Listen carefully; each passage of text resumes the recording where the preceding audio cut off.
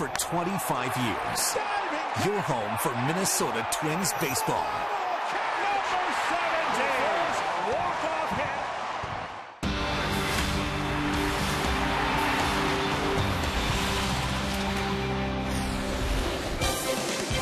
Plenty of fans coming into Target Field for a beautiful day for baseball as the Twins try to salvage a series split with the White Sox. I'm Jamie Hirsch, way out in right center field, about 429 feet from home plate, where last night Ryan Doumit blasted his 10th home run of the season, making him the 7th Twins hitter so far this season to reach double digits for his home run count. And with that home run, it made it 10 straight games in which the Twins have hit at least one ball out of the park. The long ball has been a nightly occurrence here at Target Field, and that's really been a pleasant surprise. Ron Gardenhire certainly happy to see so many different players flashing some power, but he says while home runs are exciting, they're not everything.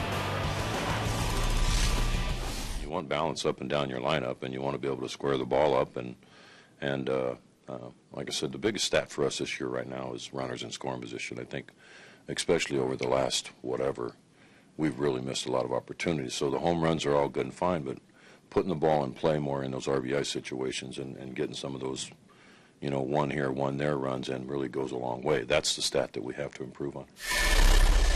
Gotta love Ron Gardenhire, always looking for improvement, and so is Samuel Deduno. He's on the hill today for Minnesota, and when we return, Dick and Bert will take a look at what's gone wrong for Deduno lately and what he needs to do to try to lock it in today.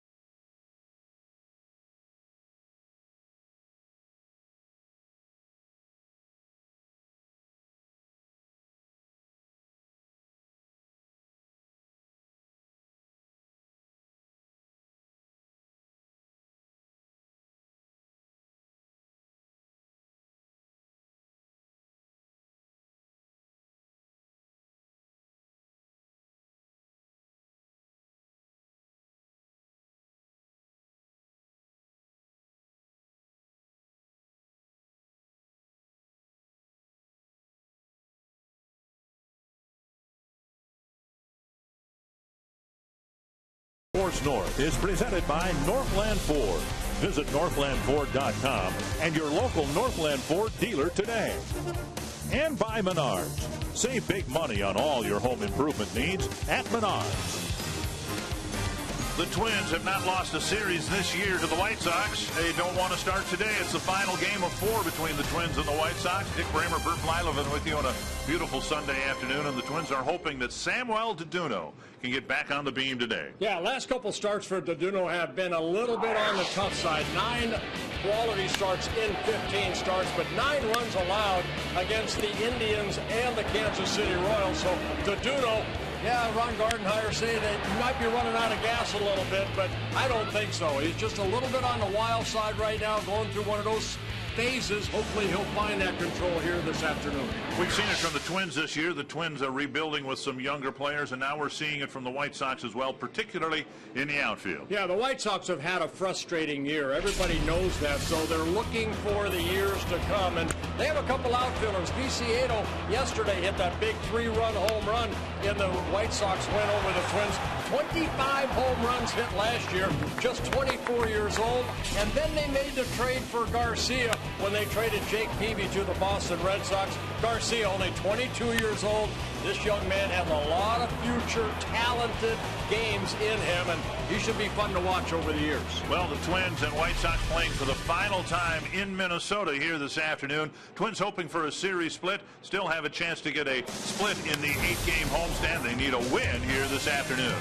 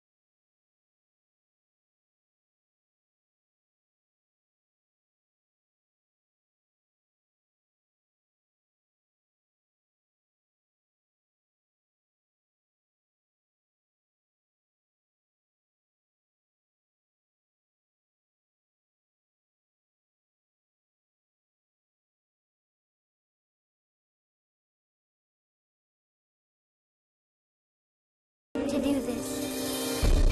To feel the sun on my face. Breathe in leather and oil. Balance the bet in anticipation. And Tip my hat to 39,000 screaming fans. 39,000 screaming fans. Breaking ball, got it. I was born to do this, to take the field when needed most. Now you get Glenn Perkins coming in to finish this ball game out. To bid hello and say goodbye. Slider got him. And shake hands under the lights. Perkins with a 1-2-3-9. To hold this baseball in my hand. In my hand. some things are not a coincidence. Some things were meant to be from the beginning. And I was meant to be a ball player. Got him. Twins baseball starts now. On Fox Sports North.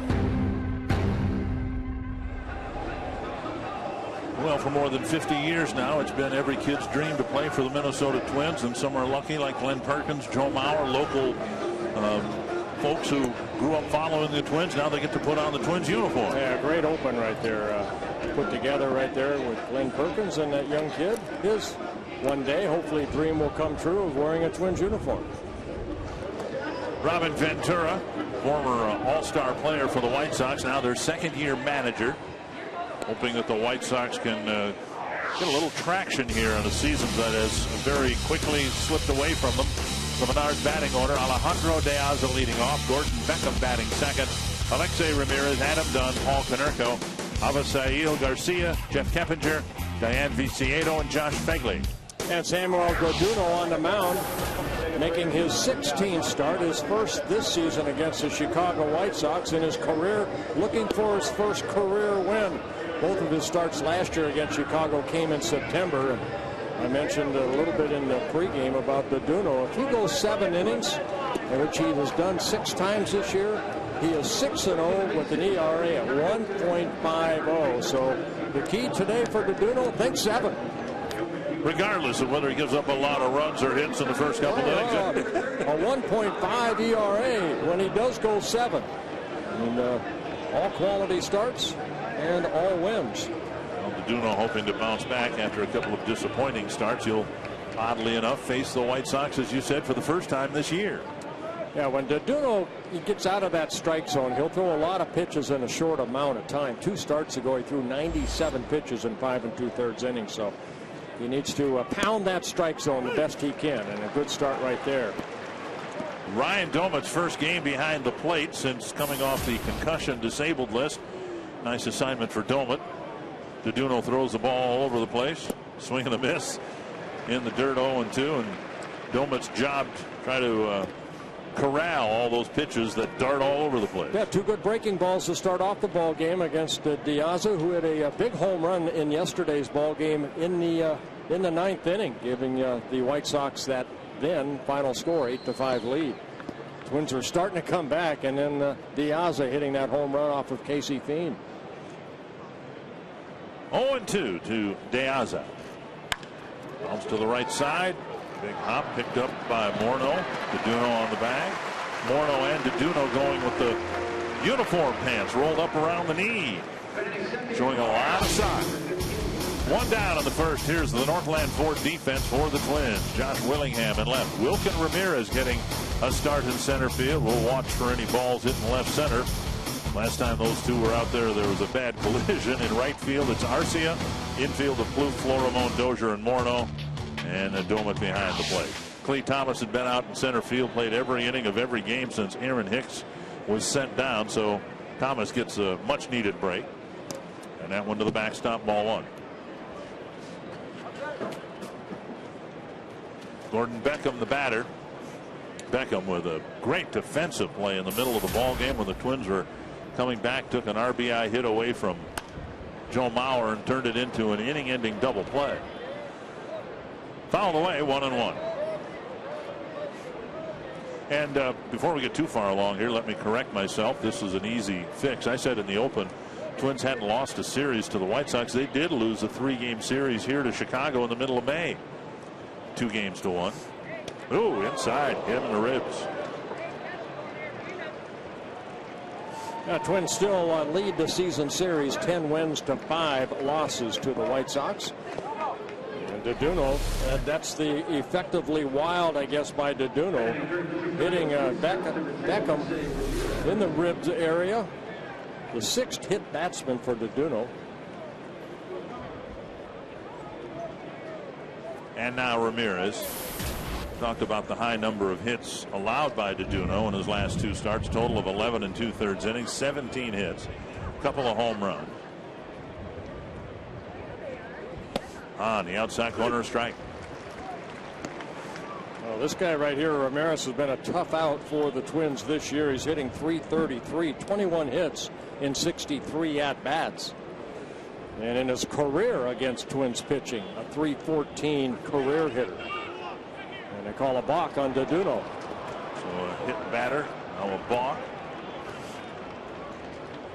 And the White Sox have a runner at second with 1 out.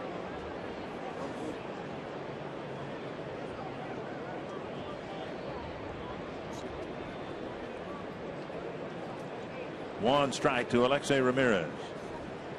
Breaking ball missing. I asked Ron Gardenhire about DeDuno's breaking ball, and Gardy thought that DeDuno, for whatever reason, is trying to overthrow it and throw it better than he needs to. He's got a good one, and a good one will get batters out. A lot of it's just the left shoulder. You fly that left shoulder open too quick, and DeDuno very aggressive. You know, he's got good movement on his fastball, but sometimes when you try to overthrow a breaking ball, it means that you think I have to be quicker with my upper torso, and instead you have to keep that shoulder in more. There's the balk right there by DeDuno. Shoulders moved before he was able to get his foot off the rubber. 1-2. Now, when you threw your curveball, did you grip it tightly or loosely? No, it was a tight grip. It was, okay. Yeah, just like my fastball. Everything was tight. Up and in. Because in listening to Gardy's explanation, he was talking about overthrowing the curve. The first thing I thought of was, well, he's gripping the ball too tight. No, I don't think you can ever. If anything, you're gripping it almost too loose where it's flipping out of your hand rather than the quickness at the end. Okay. 2-2 to Ramirez with Dunn on deck. Off the middle and through. And it'll be a run for the White Sox. Base hit by Ramirez, who continues to punish the Twins. Well, Ramirez picking up his 38th RBI. Hitting that ball right back up the middle. Let's take a look at the pitch right here where it's at. Pretty much right there. And Ramirez, with the hit batsman and balk, allows Beckham to score. Yeah, the big thing for the curveball, Dick, is that if you use it too loosely, it's going to fly open this way, where I held it tight, so I'll make sure that I got on top of that ball to create that good spin. That's the biggest thing. You can almost too loose sometimes with the fastball. You want to grip it tight, especially my curveball, and then at the end just pop it. If it's too loose, then it's going to fly open here rather than out front. And if you want one that snaps, you have to grip it tight. Yeah, you see the grip. You know, we're going to show you a grip of DeDuno. Get on top of the ball. Always thought the big knuckle on my right thumb was kind of my guiding point to throw a good curveball. I had to get that over the ball. So my big knuckle on my thumb had to get over the ball. If it did that, then it created that downward spin. 1-0 to Adam Dunn. Look over at first. Dunn with 28 home runs, and 25% of them, 1/4 of them, 7 of them have come against the Twins this year.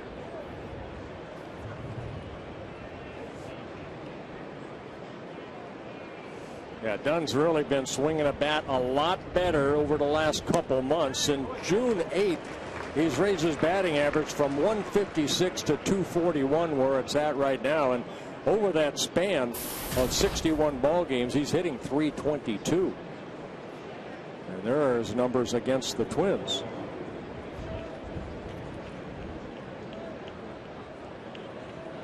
One and one to Dunn. On the outside corner, 1-2. Let's take a look at DeDuno's curveball. When he gets over the top of that curveball, you see the fingers kind of stay on top. That's the whole idea of creating that downward plane with a breaking ball.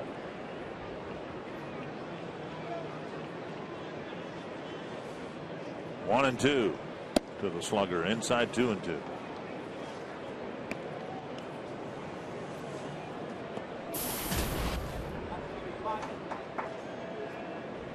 That's a pretty good number. Just 5 runs allowed. Yep.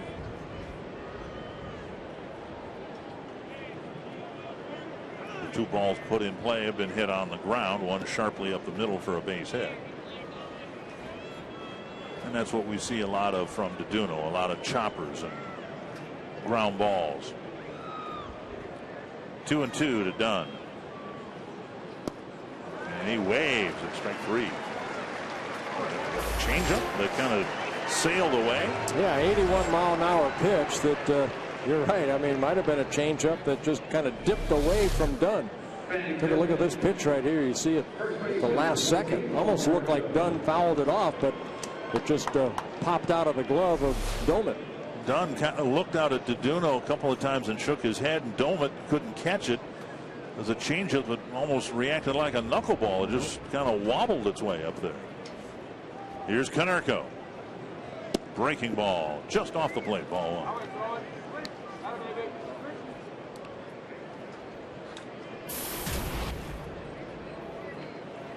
Keep an eye on Ramirez. He has 25 stolen bases at first base.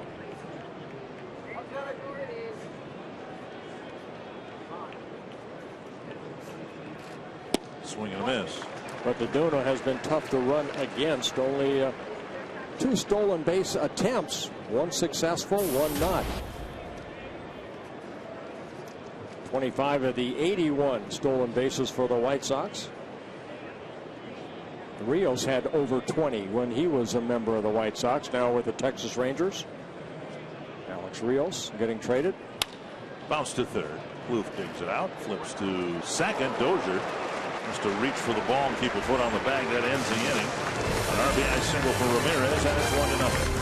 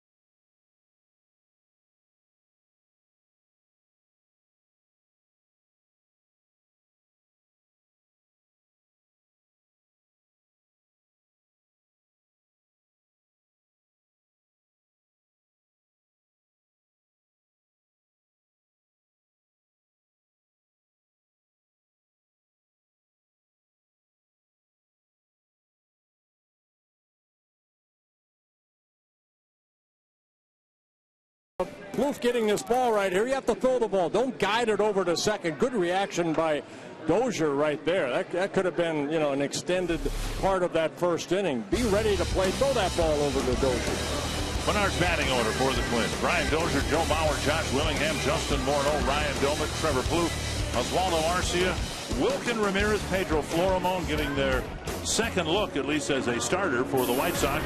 Second look at Hector Santiago. Yeah, Santiago making his 18th start, his 29th game. He started the season in the bullpen. Gavin Floyd was taken out. He had Tommy John surgery. He got to start a little bit, then put back in the bullpen. Now in that rotation. Third straight lefty in a row that the Twins will face here. Santiago, a good-looking young 25-year-old pitcher from New Jersey. He signed with the White Sox back in 2006. Strike 2 called. 0-2 to Dozier. Mauer and Willingham will follow.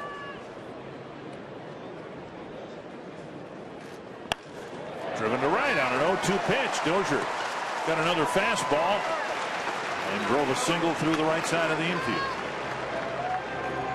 Northland Ford defense for the White Sox, and it's been I'd call it a work in progress, but I don't know if it's gotten any better over the course of the year for the White Sox. It hadn't been very good. Diane Viciano in left, Alejandro De Aza in center, Avisail Garcia in right. Keppinger is third. Ramirez has too many errors. Beckham had fielding issues early this year. Konerko at first and Fegley behind the plate.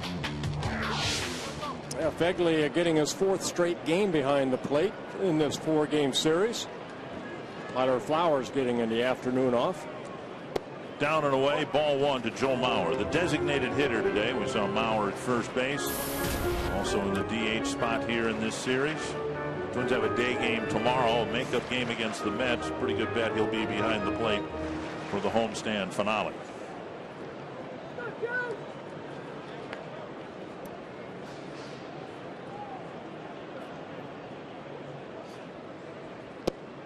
And taking first strike, 1-1.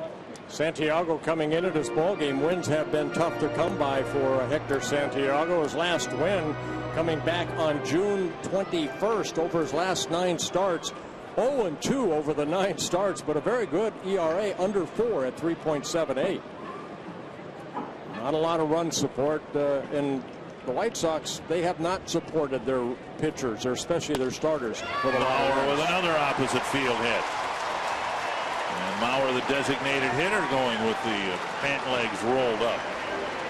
Seems to be the model of the day. A lot of the Twins players showing a lot of sock and a couple of opposite field hits to start the ball game. Whatever it works, just change it up a little bit. Mauer taking that pitch like he does so well. Quick hands, finding that hole between third and short in the left field.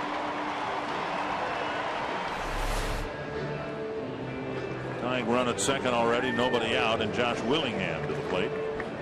When the Twins faced Santiago earlier this year, that was the coming out party for Aaron Hicks. He hit 2 home runs against Santiago. Hicks also took a home run away from Adam Dunn. So he was the biggest bat in a lineup that kind of roughed Santiago up a little bit. But of course, Hicks is now ready to come off the disabled list down in Rochester.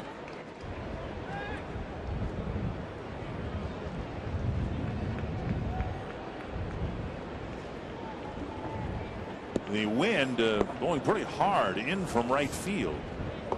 Seems to be blowing out toward the left field foul pole. Swing and a miss. Changeup. And it's 0-1. Really haven't had a lot of wind here at Target Field over this last homestand, and sometimes when that wind's blowing like that, it creates a swirl in here. You just never know what that ball's going to do. When you stand out in center field, when you're standing out there, it's almost like blowing out toward the bullpen. 1 strike to Willingham. So see if Josh can get one in the air. Foul back. I meant fair. I noticed that the one day I was on the grounds crew last year, the wind was blowing in from right field like it is here today, and then I walked out to work on the base paths down beyond third base, and there was almost like the reverse wind tunnel effect. It was blowing out, as you said, towards the bullpen. Willingham can hit it so hard he can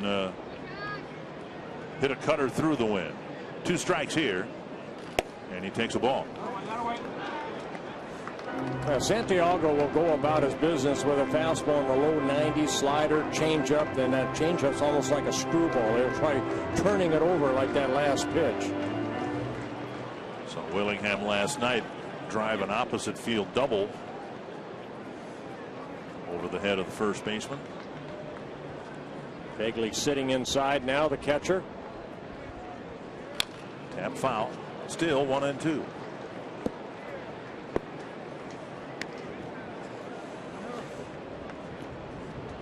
Santiago making his 3rd career start against the Twins, his 7th appearance. 1 win, 2 losses. His win coming in his first major league start, September of 2012, when he pitched against the Twins in Chicago.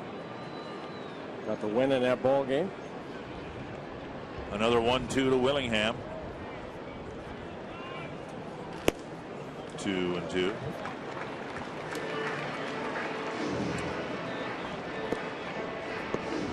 Willingham 0 for 5 with 2 strikeouts in his matchups against Santiago. Santiago made a start against the Tigers his last time out. 5 innings, 6 hits, just 1 earned run, and he did it after having oral surgery. His face was all puffy and really was visibly not in very good shape. There's a deep drive to left.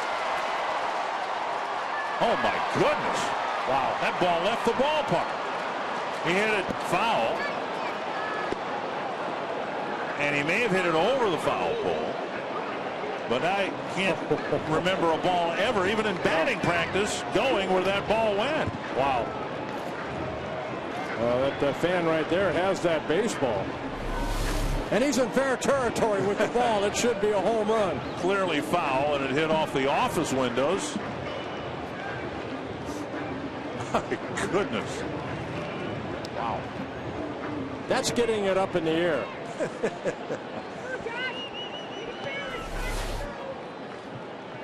2-2 to Willingham. Got him with a high fastball. 1 down. So Willingham crushes a foul ball and then swings and misses at the next pitch. Well, part of Santiago's game is a lot of pitches in a short amount of time because he does throw very quick right there. High fastball, gets a strikeout, his 120th in 118 innings pitched. Also with 55 walks. So he can be a little erratic from time to time. This is one of those situations where the Twins need to do a better job. First and second, nobody out. Now 1 out. Morneau hoping to deliver a 1-out hit to at least get the game tied. Down and in, ball 1.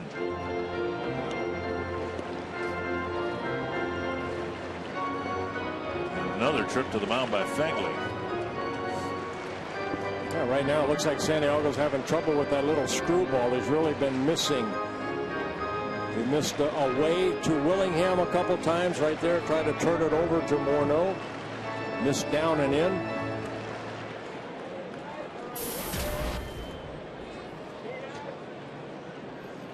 One and 0 to Morneau. Tap foul. 1-1.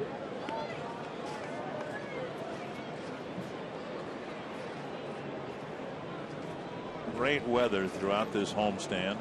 Supposed to be a little bit more hot and humid tomorrow for the homestand finale against the Mets, and then as we get close to State Fair time, really hot and humid in the 90s. At least the temperature in the 90s, maybe the humidity too.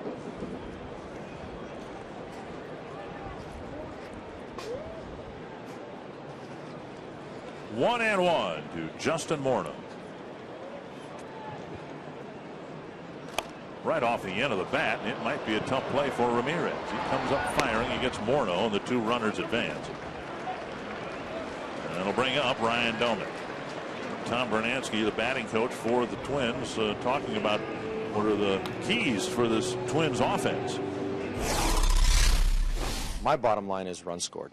I mean, we need to score runs, and however we produce them is good. You know, whether it comes from home runs. I know we've been struggling with runners in scoring position. I know we've struggled with runners at third. Would that be? I would love to have, you know, better numbers for that, because that means more runs on the board. Then conversely, we weren't doing that earlier in the year when we were scoring. We weren't hitting home runs, so we were putting balls in play, and now it's just kind of via the home run. Well, via the home run, but still the biggest problem this year has been situations like this. And now a lazy fly to center. Yep. Piazza makes the catch. The Twins get a couple of hits, leave 2 aboard, and they trail 1-0.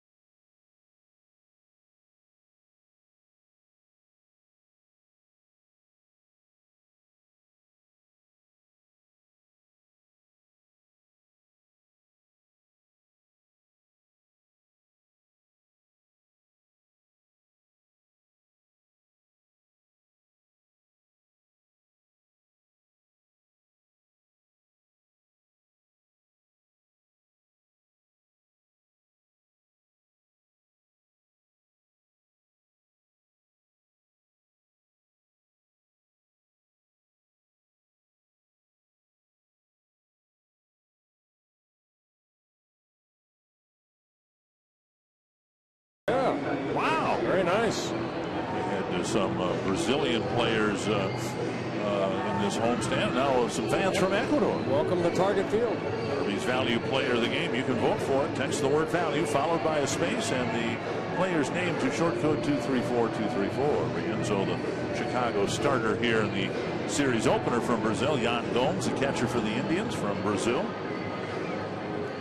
Standard reason, I would guess, in Central America, baseball is such a big sport, and maybe it's growing in popularity in South America as well. All around the world. Avisaíl Garcia leading off the second inning for the Chicago White Sox. Ball one.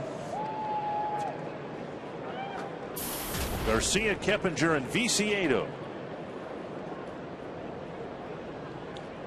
Swing and a miss. Another breaking ball off the plate.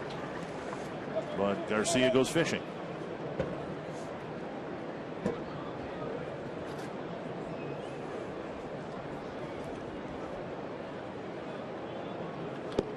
That lands in the batter's box, 2-1.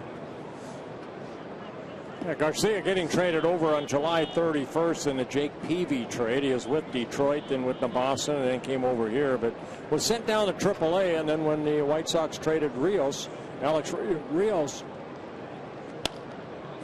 Back to Duno, an easy play. Underhands to Morneau, 1 away.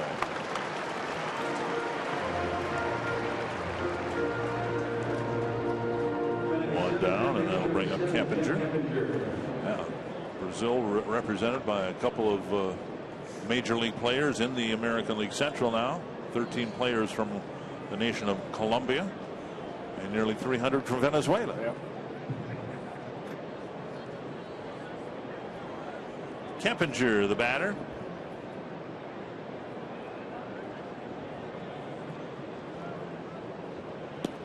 And again, not close to the strike zone. That's what we've noticed from Duno in his last few starts. A much higher number of non-competitive pitches. There's no chance you're going to get a swing and a miss at it, because from the time it comes out of the pitcher's hand, it's nowhere near the strike zone. And so it's really just a wasted pitch. 1-1.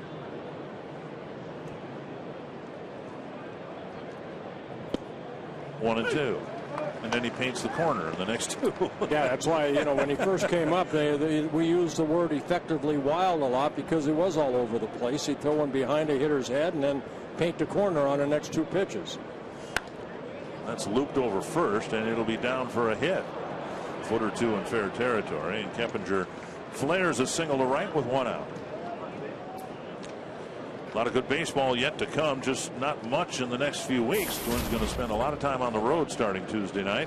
But you can organize your business, church, school, or maybe a couple of dozen of your neighbors. Make a game of it. Visit twinsbaseball.com/groups or call 800-33-TWINS. Get a great deal on group tickets today. Diane Viciedo.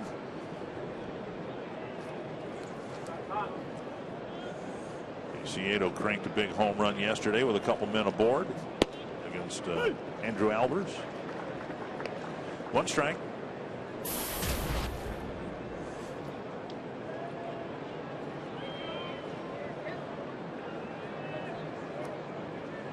White Sox with 2 starters from the nation of Cuba, Viciedo and Ramirez.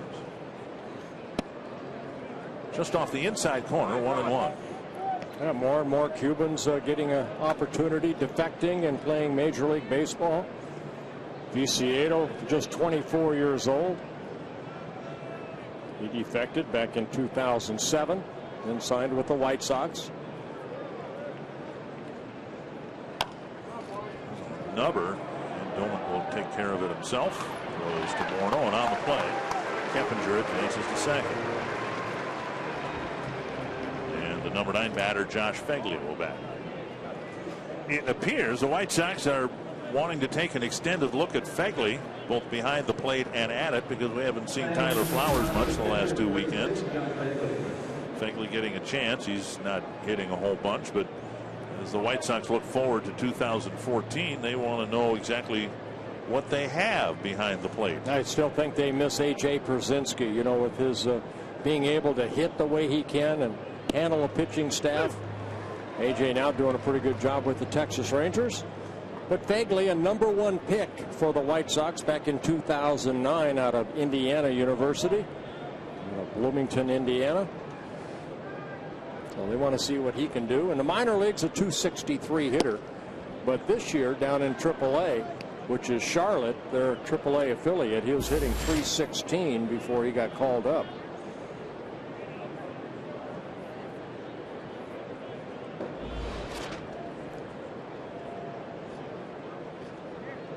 Swing and a miss, 1-2.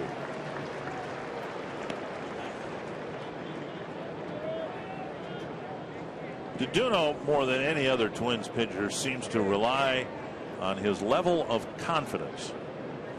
And when things are going well out there and he's getting guys out, he can be among the best starters in the game. It's when things are a little shaky out there. Nice block by Domet, where the control strays a little bit. And when things were going well earlier this year, Ron Gardenhire said, well, you know, he's handling men on base situations a lot better. Instead of giving up a big double or a big home run, he's pitching his best with men in scoring position. In the last couple starts, we haven't seen that. He's made some mistakes, fallen behind in the count, get into hitters type counts. Bounce to short. Florimone scoops it up and ends the inning. Keppinger left the board. It's a 1-0 ball game.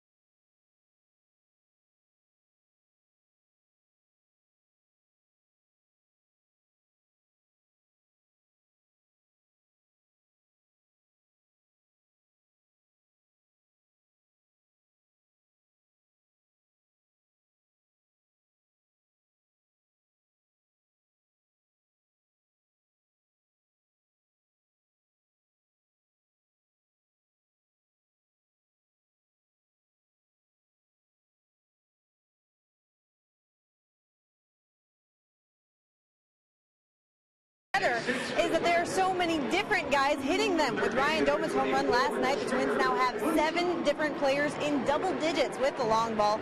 Some of those names aren't really surprising, but how about the younger guys like Dozier, Arcia? Ron Gardenhire says that can do a lot for a team when you have balance like that throughout the lineup. But again, he says the home runs are nice, but we're more concerned with making sure our guys get better at driving in those runs, long ball or not. Well, thank you, Jamie. And that problem surfaced again in the first inning. He started with a pair of opposite field singles, and the Twins went strikeout, ground out, fly out. Right. You know what? Home runs are nice. I mean, but I think if you look at all the home runs the Twins have hit, 118, there have not been a lot of 3-run home runs or only 2 grand slams, but it's a lot of solo home runs, runner on, just one runner on. Trevor Plouffe, most of his home runs have been solo home runs. There's only one team in the league with a lower team batting average than the Twins at 242, and that's Houston at 237. 1-2 to Trevor Plouffe, starting the Twins second. He takes outside. There are 3 teams in the league with fewer home runs than the Twins. Kansas City with 83, and then the next 2 would surprise just about everybody in baseball. The Chicago White Sox and New York Yankees have hit fewer home runs than the Twins have. That's pulled down the line, and Plouffe should have an extra base hit. It is a double for Plouffe. The ball gets away from Beckham and rolls past Konerko, and Plouffe will take an extra base. I think it caught Konerko napping a little bit right there, and the ball ended up getting past Konerko. The ball thrown shortstop. Beckham got by him. Keppinger, the third baseman, playing off the line. Plouffe hitting that ball. Keppinger dove for it, comes up a bit short. So it's a double for Plouffe. And in the air should be on Beckham, but they'll probably give it to the left fielder. I would think Viciedo. Yeah, that's a ball he's got to catch right there. So the tying run at third, nobody out. Oswaldo Arcia, and the White Sox are conceding the run here. Infield back all the way around. Strike one. When the Twins were in Chicago, they played the entire series, scoring all their runs on home runs, but there were a handful, more than a handful, of situations like this. Lead-off doubles, and the Twins did not get those runners in. So the fact that they've got a losing record on this homestand really shouldn't surprise us, because even though they won 3 of 4 in Chicago, they didn't execute very well offensively. Well, they're basically giving you a run right here. So what Arcia wants to do is, at worst, just get the ball past the pitcher up the middle, and you're picking up an RBI. 1 and 2. Now, it's not the hits, it's the productive outs that we're missing throughout that weekend series in Chicago. 1 and 2. And there you go. That's a productive out. Yes. 2 strikes, and Arcia didn't hit it hard at all, but he put it in play and got an RBI. Arcia picking up his 32nd RBI after the double and the air got Plouffe over to third base. The game is tied. Wilkin Ramirez will hit with the bases empty. Pats on the back for doing something, and Tom Bernansky with, I'm sure, some encouraging words. Just put it in play. Twins, and so many of those at-bats took called third strikes. Ramirez takes down an in, ball 1. Asked Ron Gardenhire today what it was about Ramirez that allowed him to make the team out of spring training. And rather succinctly, Gardy said he outplayed everybody. All the other candidates the Twins had, now granted, Darren Mastroianni was hurt, but all the other candidates that were out there for a spare outfield spot, and Ramirez came in, had a great spring training, mixed well with the Latin ball players on the team, and it may have surprised people outside the organization, right back to the pitcher.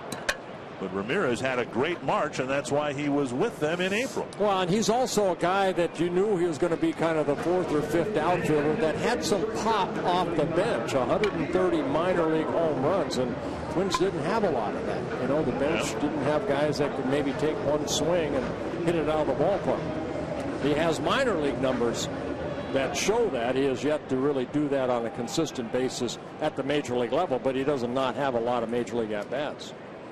Florimon, the batter, got a couple of hits as a right-handed batter against Chris Sale last night. And the Twins are hoping that'll be a confidence boost for Florimon. Taken low, 1-1. Yeah, with those 2 hits, his right-handed hitting batting average went from 123 to now 147. So still the average not there, but a productive couple hits yesterday off as a right-handed hitter off a very good pitcher. And you talk to Tom Bernansky or Ron Gardenhire, and they say, well, next year they wouldn't be surprised if the averages flip-flop the other way, where he'd be a much better right-handed hitter than left. The right side is natural side. Now he's got a 3-1 count. Santiago goes behind the mound to compose himself a little bit. Florimon, not the easiest guy in the world to walk. To Hopper, fielded nicely by Keppinger. Soft glove and an accurate throw. The inning ends. Plouffe started the inning with a double, an error helped, and the Twins tied it up.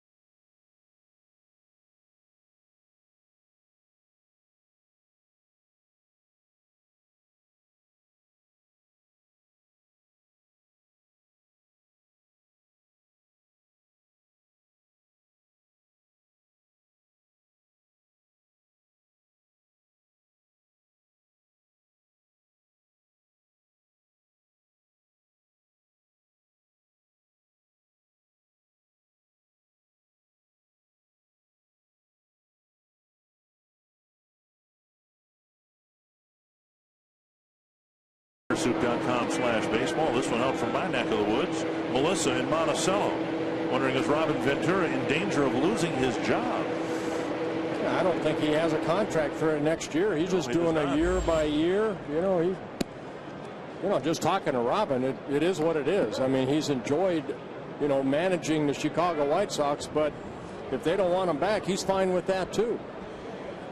1-0 to Alejandro De Aza. They had a good year last year, his rookie season as a manager. 85 wins, 77 losses, 3 games behind the Tigers in the Central Division. Now we got a dispute at home plate here. De Aza acted like the ball hit him. Ryan Domet appealed to C.B. Buckner. Now here comes Ron Gardenhire.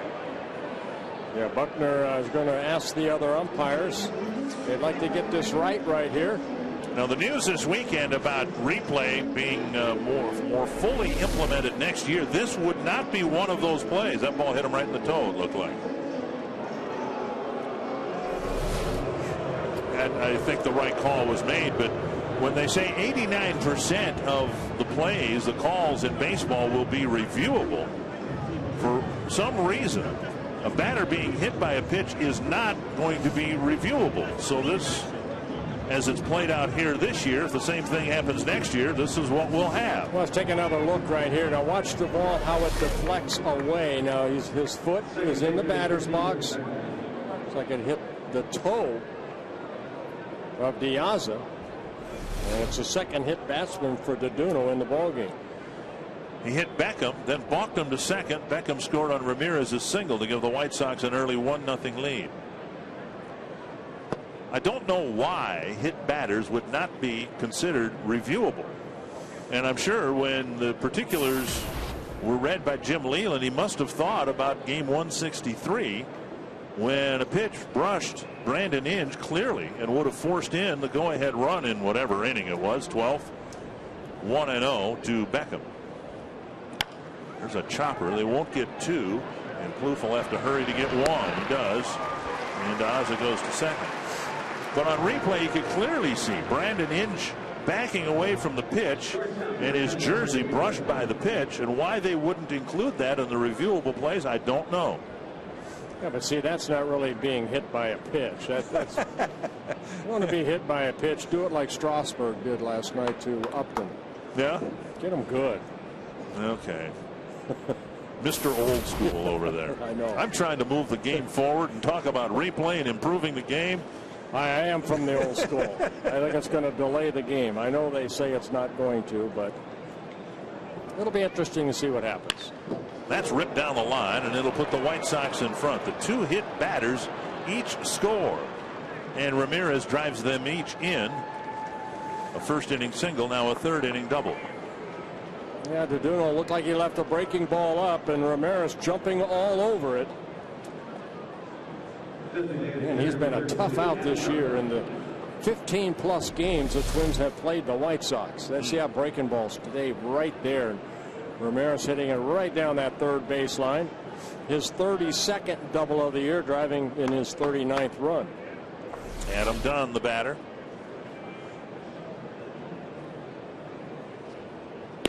Strike on the outside corner. Dunn struck out on a changeup that tailed down and away from the left-handed hitter.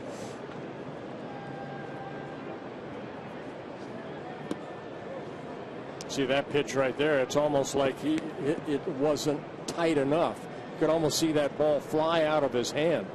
As that left shoulder opens up, that arm has to catch up because you're flying open so quickly, and then you release the ball, I mean, way out of, not even toward in front of you. Bounce to first. Morneau will go to the bag. Ramirez will go to third base. 2 down.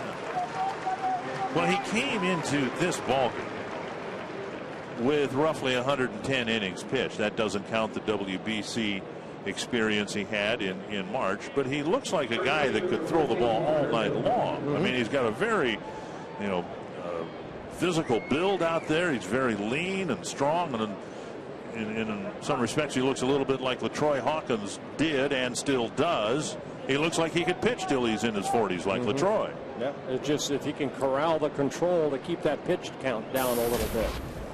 All 8 outs, other than a strikeout, have been recorded on ground ball outs.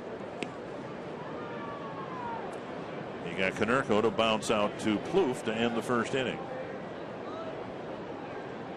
So 7 ground ball outs, 1 strikeout so far for DeDuno, but he's down 2-0. And the count's 2-0. 2-1. 2-1. Excuse me.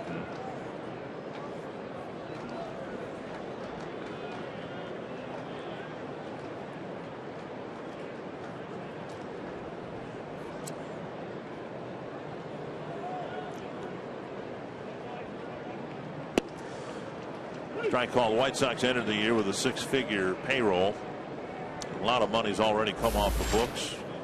And Konerko may come off the books as well if he decides he does not want to play anymore. 2-1. 431 career home runs for Paul Konerko, 50 of them coming against the Twins, and the 3rd hit batsman of the ball game for DeDuno. Well, DeDuno has seen Beckham score after being hit by a pitch. Diaz this inning after being hit by a pitch, and now Konerko will trot to first. Well, Konerko has that pad on his left elbow, and that's where it looked like it hit him. Right off the pad. And then Domet getting it in the mask. Coming into the game with just 5 hit batters, DeDuno has hit 3 of them in the first 3 innings here this afternoon. Avisail Garcia, comebacker to the mound, his first time up.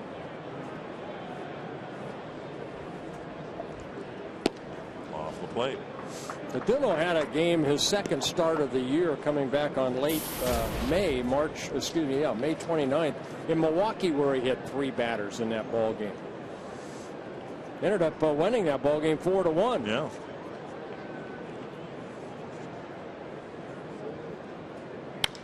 To right, hit well. Arcia running after it. He won't get there. 1 hops the wall. A run will score, and it is 3-1.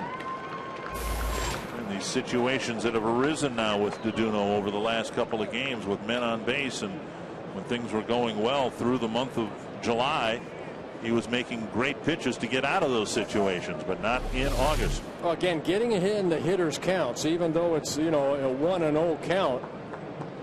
Garcia, good piece of hitting. The young 22-year-old hitting it over the head of Arcia for an RBI double, his 5th double, driving in his 15th run. And suddenly a big at bat with Keppinger coming to the plate. Quick trip to the mound by first Rick Anderson. C.B. Buckner right behind him to break it up. And the 7th man to bat here in the 3rd inning will be Jeff Keppinger, who singled in the 2nd.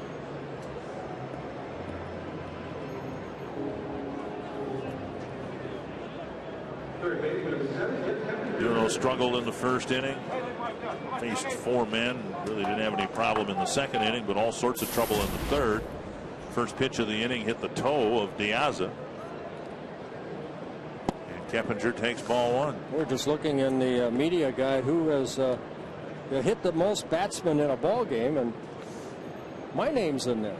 I hit 4 one time in 1 game back in 1988 against Cleveland. Never did like the Indians. And to center, and Ramirez makes the catch. That ends the inning. 2 are left on, 2 score. A pair of hit batters and a pair of doubles. It's 3-1.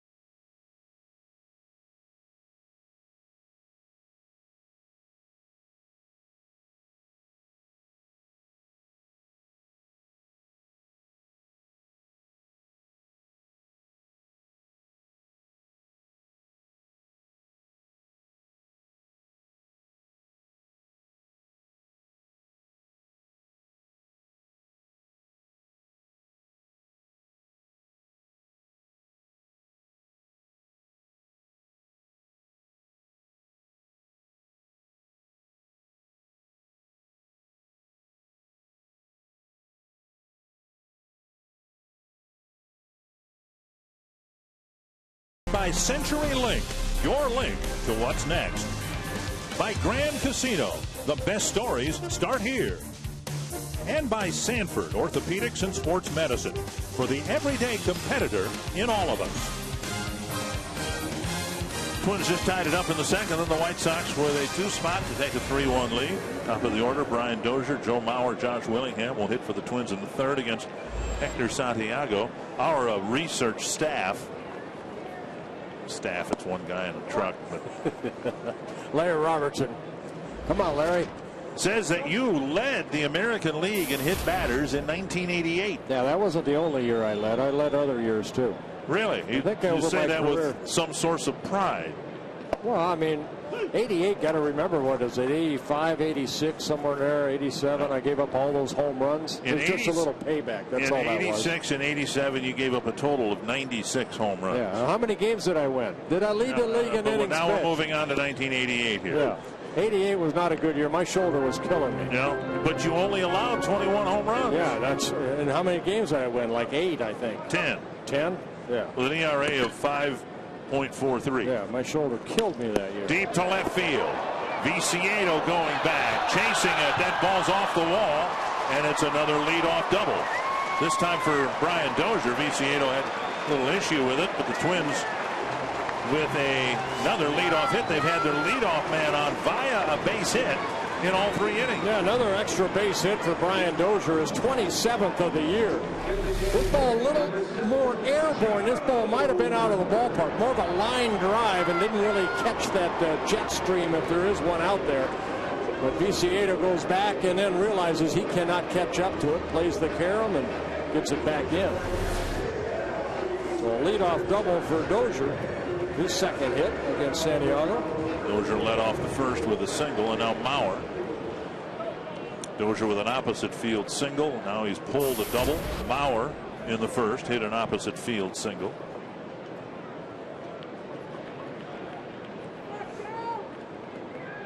Yeah, of those 16 guys I supposedly hit that year, none of them were on purpose. Well, supposedly. Now it's in the record books that you hit them. Mm-hmm. Get out of the way. They have a split second. And it's your contention then that if it hits the jersey but not the skeleton itself of the ball player. I wanted the skeleton. You know what? I never saw when a guy hit a ball off my shin or what Greg Walker did off my leg that still hurts today. He didn't stop running, going to first. He didn't come out and ask if I was okay. So why should I worry? I have a job to do. And that's to get the out. And if I hit him, then I'd need to get the double play. Well, just calm down. Just calm down. Your playing career is behind you. No. It's right there, baby. Yeah, you got some time off coming up. 2-0 to Mauer. Now, see, that's the old school, though. Now you can't, you can't even pitch inside aggressively anymore. Or the umpires warn you. It used to be fun standing out there with that baseball in your hand. You can control what's going to happen. I still miss that. I honestly do. And I think if you ask Dan Gladden about hitting, he probably does every game that, he'd like to get up there and swing that bat. When you've been out there competing like these guys are here, you want to be out there. In your heart, you still are, but you know that your body says, stay where you're at. I had the same sensation in high school. 2-1. Hey, you had your high school coach here. Jerry Reaver, my high school baseball coach, came to the ball game the other night as part of his 50th wedding anniversary. So I believe the anniversary itself is next week, but he had a chance to come up to the booth and meet you. Yeah, and I asked him when you weren't there, what kind of player were you? And he just started to laugh. I have no idea why he started to laugh. No, he said you were a very good player. Yeah. This one looped to left. Viciedo gets turned around a little bit, makes the catch. Dozier thought about it, the throw. keeping Dozier at second base, one down. Yeah, you want to tag up like Dozier did. Look like you're going to go. Make that outfielder make a throw. You never know it. Might short hop Keppinger. My ball might get away.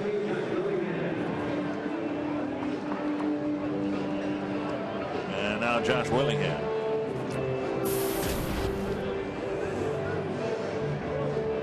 Santiago has one strikeout. That was Willingham in the first inning. Swung on after almost hitting a home run. It would have been a 3-run home run. They ended up striking out. Well, the Twins would like to get one back here anyway. Take advantage of the leadoff double. Dozier still at second now with one out.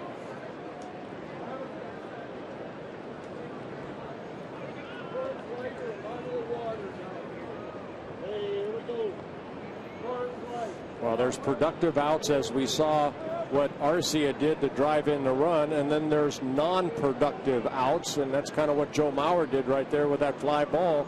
Rather than trying to pull the ball, maybe get Dozier over to third, and maybe give Willingham a little easier chance to maybe pick up an RBI. Well, at some point, Willingham is going to hit a home run if Santiago stays in the game. He's just crushed 2 balls in the 2 at bats so far. They've both been foul. Almost cracked the limestone out there.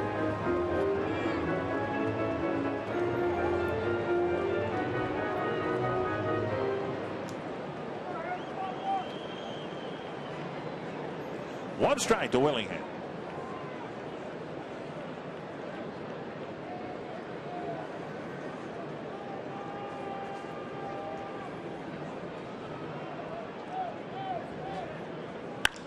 Drilled to right center field. Little drive in a run. Man, is he on the ball. Willingham will advance to second with De Aza overrunning the ball. Willingham really starting to sting the ball. We saw it last night with his opposite field double. And he is starting to square some balls up. Yeah, I mean, quick hands right there. He's quick hands have pulled a couple foul, but right there, boy, he went into that ball and hit that ball sharply. De Aza had to utilize his speed just to knock that ball down from getting behind him, but it will be an RBI double for Willingham, his 17th double, and it's a 3-2 ball game. And that'll bring up Morneau. Tying run at second with one out.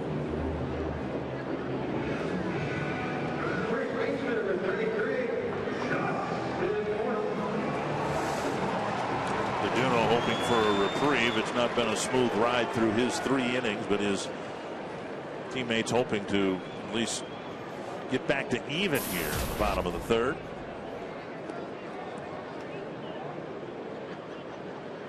Strike on the outside corner.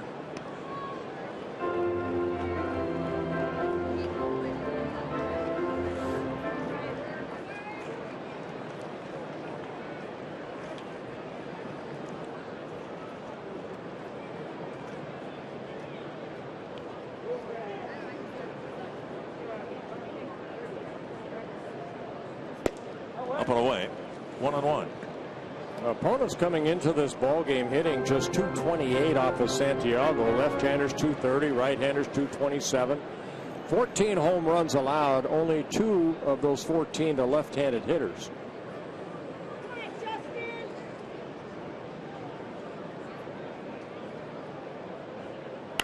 Fouled away, 1-2. One series left between these two teams. It's in Chicago in the middle of September.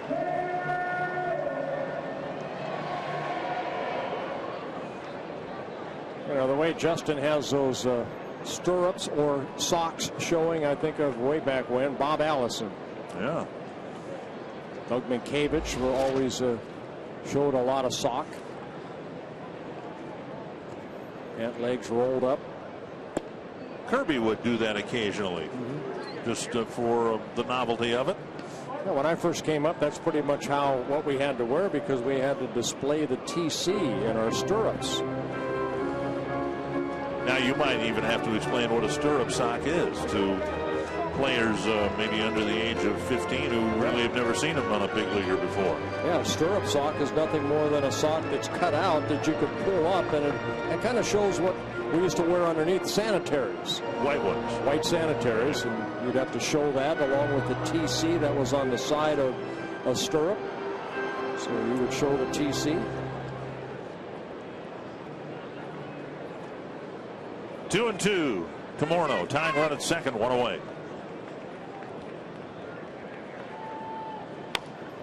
Pop-up flip towards third, and Keppinger has an easy catch, 2 away. And that'll bring up Doman. Today's Cold Hard Fact brought to you by Frost Brewed Coors Light. So far today, the Twins have been doubling down. They've got 3 doubles, but no home runs. But they got a rather impressive streak going. Yeah, I mean, they'd like to hit a home run here. Maybe in this at-bat by Ryan Doman to tie what the Twins club was able to do in 2009. Hit 11 straight games of hitting a home run. Doman came up with runners at first and second, or second and third, I should say, and 2 down. Ball 1. And then he hit a fly ball to center. Ryan has 10 home runs, 9 of them as a left-handed hitter. 1-0 to Doman. Tapper to third. Keppinger fires across the bag, missed tag, and the inning will continue. From up here, long ways from home plate, but we had the perfect angle, and it looked like the right call was made by Corey Blaser. A poor throw by Keppinger, and the inning will continue. Yeah, an error by Keppinger, his 3rd of the year. And the throw, you can see pulling Konerko off the bag, and Doman hustling down that line. So he ducks right there at the end. Pretty smart base running play by Doman. Ducking. Oh boy, I don't know. Almost looked there as if the webbing of Konerko's glove got him on the back. At any rate, Plouffe with the tying run at third and 2 down. Smothered by Fegley.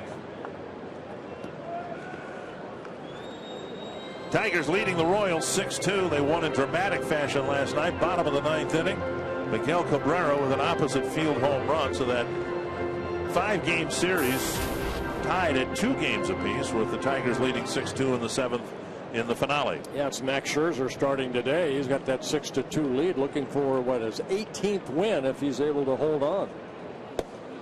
And Cabrera started the game with a 2-run home run today to get Scherzer and company headed in the right direction.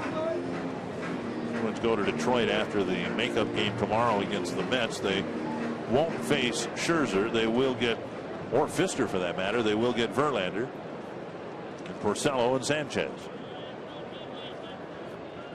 1-1. Twins need a 2-out hit here to get the game tied.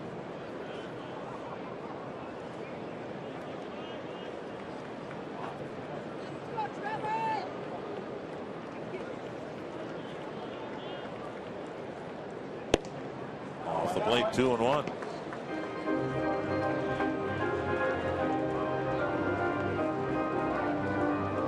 And we'll stay in constant contact with you while Ron Coomer and I are doing the games, and you'll be back in Florida taking some. I'll be watching.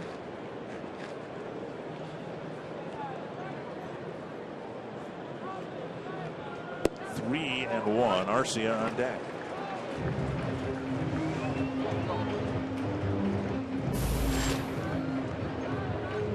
Plouffe pulled a double down the left field line and advanced to third on an error by Viciedo. Threw the ball in one hop into second. Beckham couldn't field it, and he deflected it out of reach of Konerko and rolled all the way into foul territory. Oh, dangerous pitch right here for Santiago. See what Plouffe gets and what he can do with it. 3-1 pitch with 2 outs. Whoa, that's a wild pitch. Heading home and score. No, he got him out. Oh, what a play. Santiago with the catch, and he dropped the tag on Willingham. And the final out is recorded on a great fielding play by Hector Santiago.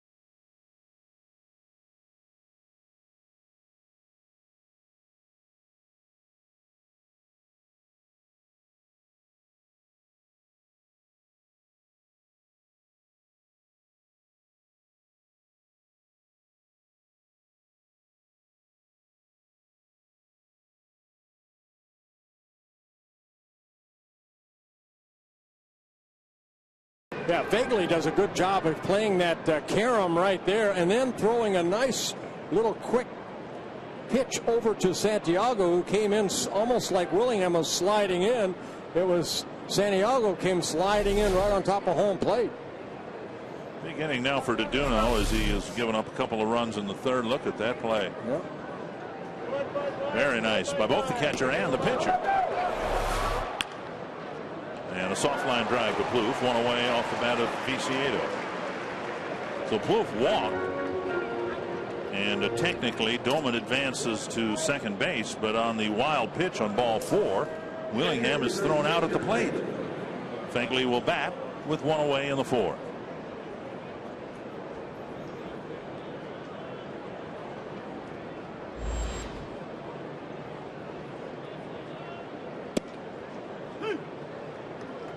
Strike one.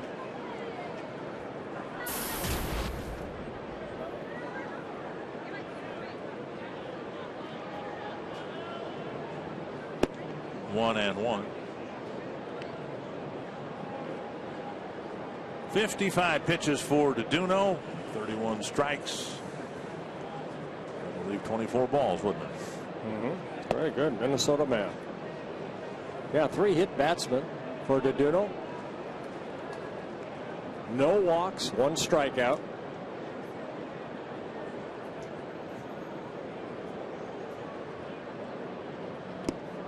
And now 3-1 with Diaz on deck. I think we mentioned it in his last start. Among Twins starters, DeDuno's the only one that has a good opponent batting average of .256. So he typically doesn't give up a lot of hits. The other starters, Correa, opponent batting average .303. Kyle Gibson .306. Mike Pelfrey .304. Old foul. Last night, Scott Diamond won a ball game in Rochester. Only went 5 innings through about 100 pitches. But it is assumed that come September, after Rochester completes the hopeful playoff run, that Diamond will come back to the big league club. Pounded foul. I think it's going to be fascinating, Bert, to see who gets called up and from where.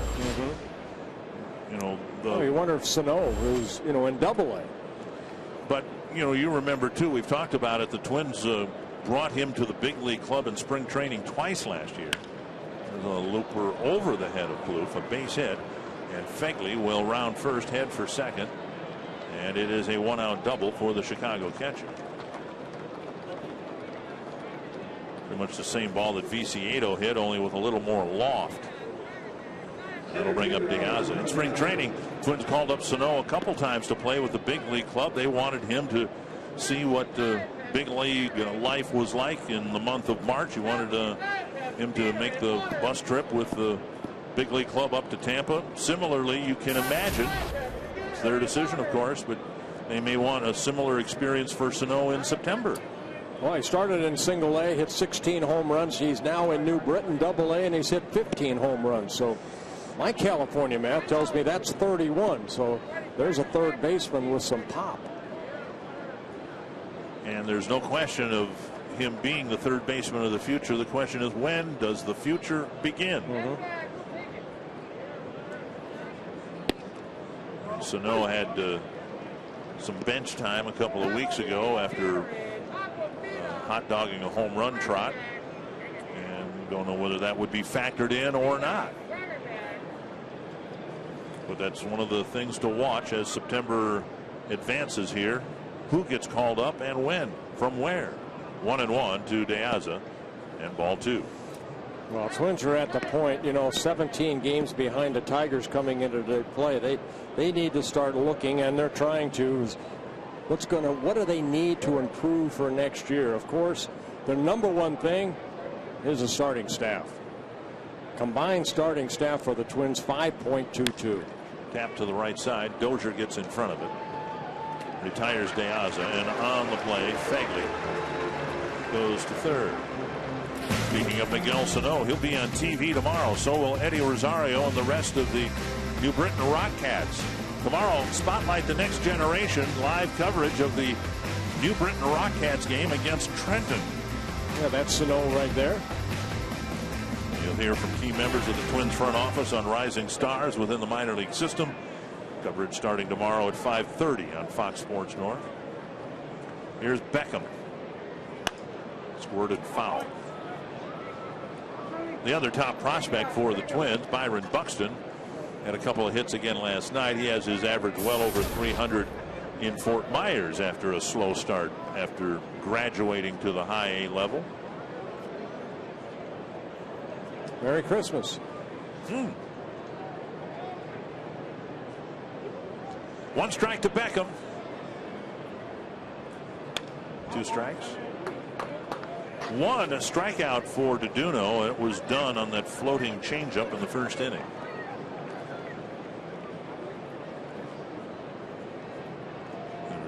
Think, well, Twins typically don't promote players from Double-A.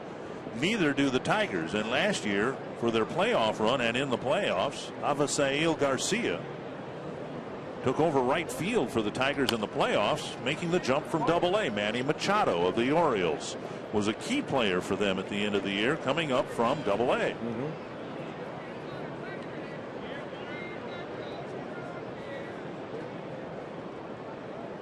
Garcia playing for the White Sox, but Tigers thought enough of him to put him on the playoff roster.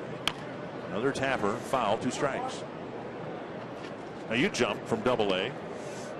No, Triple-A. Triple-A? Triple-A, yeah. Did you skip Double-A? Yes. Okay, you went from A. Now that's an even more uncommon jump, isn't it? Yeah, to go from really, A to Triple-A? Yeah, what helped me was Instructional League in 1969. Ralph Rowe was a manager, and he took me to Triple-A with him.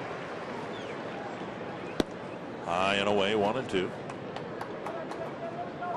And then Mr. Boswell, Dave Boswell, and Mr. Tiant, Louis Tiant, got hurt right around the end of May, and I got the call up.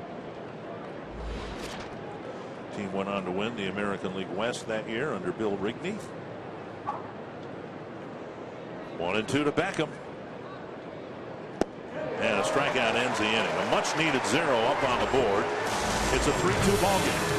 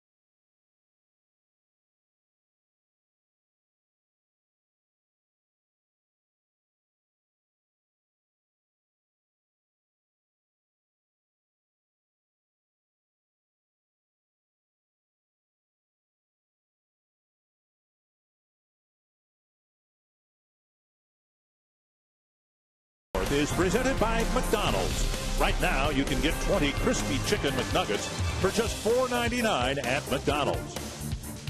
And by Toyota. Let's go places. To find the nearest Toyota dealer and check out our current offers, visit buyatoyota.com. See fans of the game. All right. Hoping for a Twins win. And you can only imagine what those 2 youngsters will do to celebrate.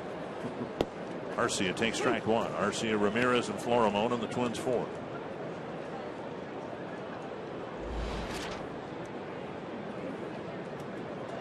Arcia drove in a run with a ground ball his first time, swing and a miss, 0-2.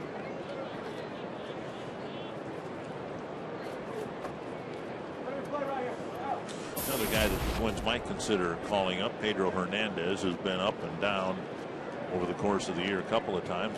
Former Chicago left-hander, and ultimately I guess the White Sox decided to keep Hector Santiago and trade Pedro Hernandez in the Liriano deal last year.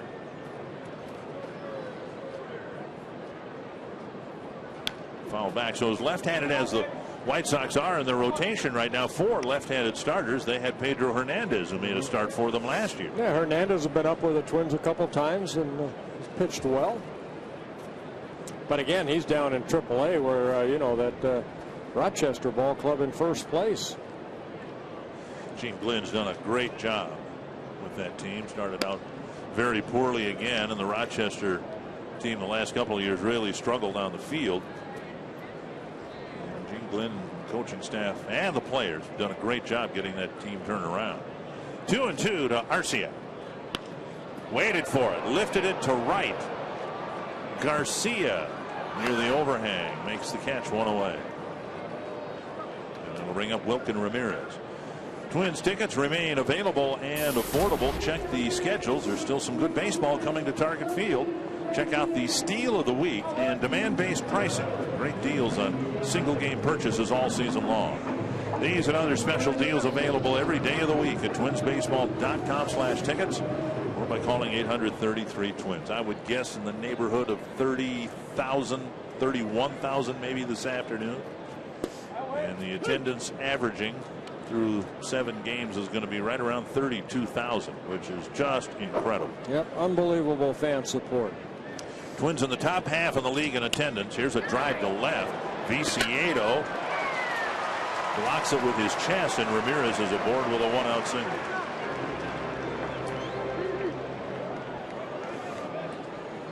Twins right now 7th in the American League in attendance. And you can still vote for our AT&T Twitter poll. Which current Twins game jersey is your favorite? And I think there is a favorite after voting for 3 days, and every man, woman, and child in Twins territory may have to vote elsewhere for that particular jersey to not win the contest. Now, as I understand it, if your favorite and my favorite is the fans' favorite, we get one of those jerseys. That's all right. We get to go over to the Majestic Twins Pro Shop here at the ballpark and pick one out that's our size.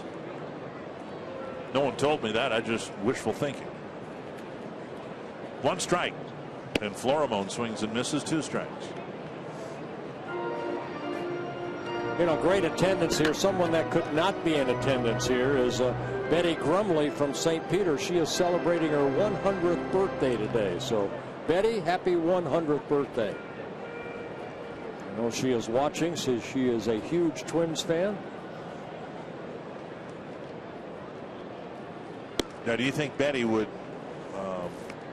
enjoy you and I singing happy birthday to her? No. No.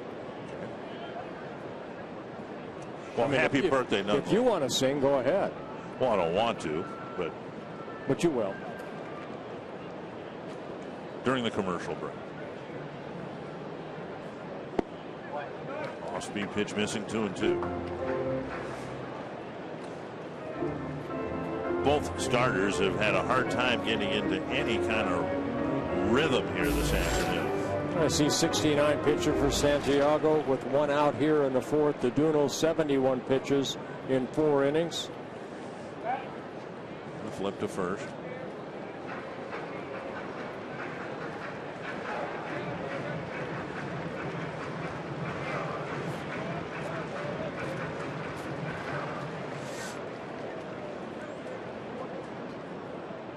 Two and 2 to the Twins shortstop.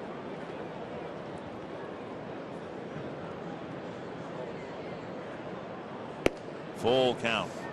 Ramirez can run a little bit. We'll see if he takes off here with 1 out. Yeah, Santiago just getting his feet wet at the major league level. Again, just 25 years old. This is only his 22nd major league start. Most of his outings have come out of that bullpen, where he first joined the White Sox back in 2011 out of the bullpen. Now in the rotation. 7 major league wins. Runner goes, pitch cracked to third, backhanded nicely by Keppinger, and he fires across.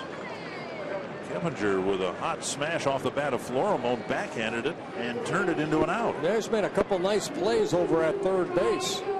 Had that one throwing mistake last inning when he pulled Konerko off the bag, but nonchalantly, nice play, flipping it over across the diamond for the second out. Brian Dozier already has a couple of hits. He'd like to get another one here to get this game tied up. White Sox in front 3-2. Dozier with a single in the first, double and a run scored in the third.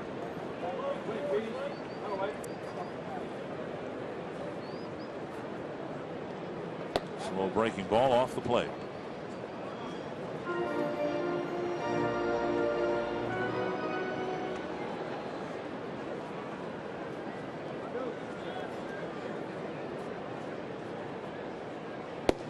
Middle of strike. A couple of quick hits for Dozier in this game, and the average up is to, as you saw it, to 244.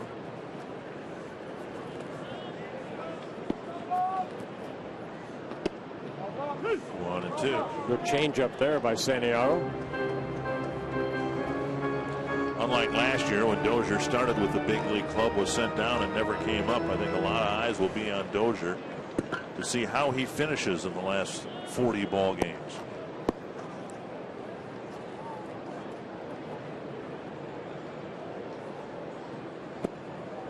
Almost hit him. Dozier with just 3 errors in the field and dozens of outstanding defensive plays. And the batting average, which started out very poor, is climbing steadily, finally into the 240s and maybe beyond. 2-2. Popped up. And Fegley runs up, and now Konerko with the catch, calling off both the pitcher and catcher. And the Twins carrying on the runner, Ramirez at second.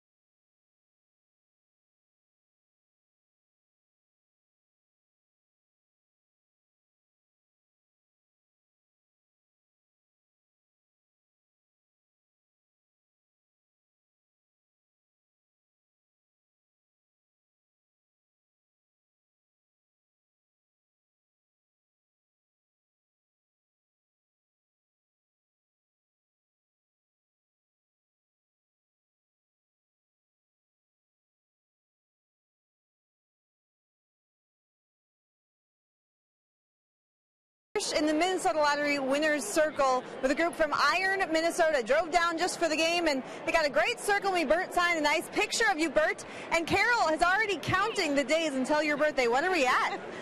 I don't know. 231. There you go, 231, right on the front of this sign. I don't know if they can see it or not, but it must have taken you a while to count all those days. Yeah, I researched it for a while and double counted to make sure I was right. Well, it sounds good. I'm sure Bert really appreciates it. And hey, we are going to give you $100 to the Minnesota Lottery, scratch-off tickets to the Minnesota Lottery to say thank you. Thank you. You're welcome, Dick and Bert. Bert, is she right on that number? Oh, she is right on. Right. 231 more days until April 6th. Very nice. Deep to left field, and Ramirez has continued to absolutely shred Twins pitching. He has an RBI single in the first, an RBI double in the third, and now a leadoff home run in the fifth. Home run only number 4, and 3 of the home runs have been hit against the Twins. He hit 2 in the 4-game series in Chicago. And Aduno on this pitch down in the zone, but Ramirez, that uppercut swing, makes it a 4-2 ball game. And now Adam Dunn, a strikeout in the first and a ground ball to Morneau in the third.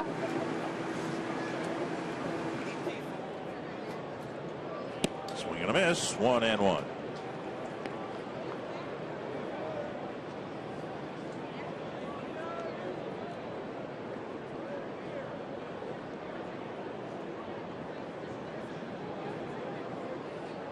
You know, your birthday's sometime in April. When is it?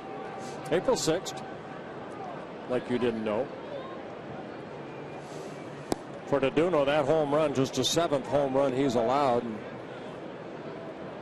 Last couple starts, the one in Kansas City, he gave up a home run to Gordon. And then last start against the Indians here, he gave up a 2-run home run to Ryan Rayburn. 2-2 to Dunn. Wonder where we'll be next year on the schedule for your birthday. We may be at home. I think the last couple of years we've been in Baltimore, so they've already seen some of my act right there. So we got to take my birthday act somewhere else. Maybe here. Could be. Could be. Twins haven't released anything about next year's schedule. 2-2. Adam Dunn. Breaking ball, got him. Second strikeout for Dunn. He is the third 3 strikeouts for Aduno, and he's gotten Dunn twice. Fox Sports is proud to partner with Johns Hopkins Medicine, one of this year's Fox Sports Supports charities. Johns Hopkins is at the forefront of groundbreaking research into autoimmune disorders like multiple sclerosis and lupus. Join us in the fight against autoimmune diseases. Donate now by visiting hopkinsmedicine.org/Fox. Here is Konerko. In the dirt, ball 1.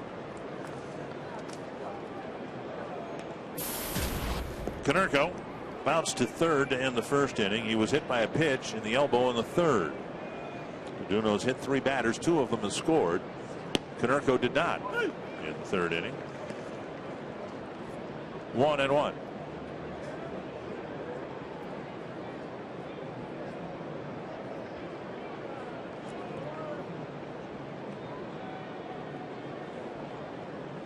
Inside, Konerko ducks away 2-1.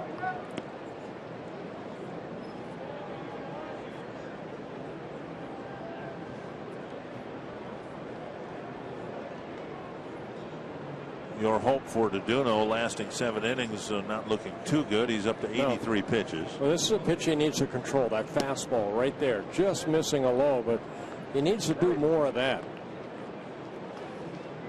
Hasn't walked anybody, but again, he's hit 3. Not too many pitches. You can see 19 in the first, 20 in the fourth.